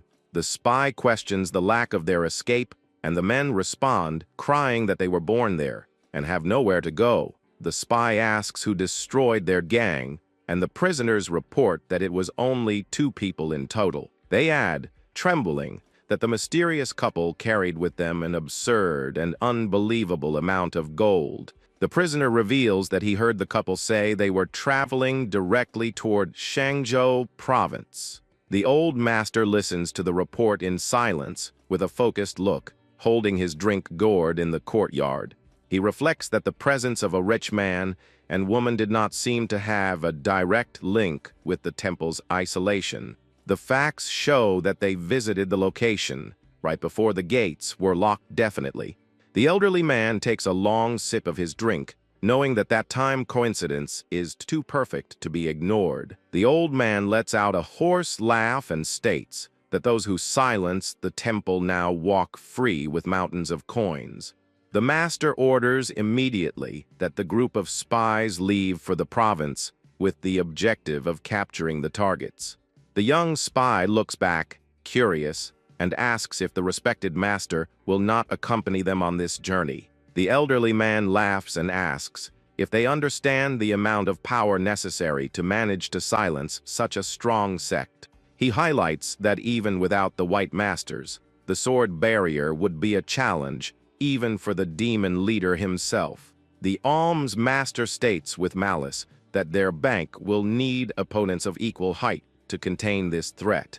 The young spy feels a chill down his spine upon realizing that his leader is speaking seriously about the danger. The elderly man moves away slowly along the dark road, leaving the group of spies focused on their new task. The elderly man walks with imposition and thinks that doesn't matter who is the culprit who managed to defeat Mount Hawa. He displays a smile of pure determination and swears that this time the old Budgar Choi will go into action for good.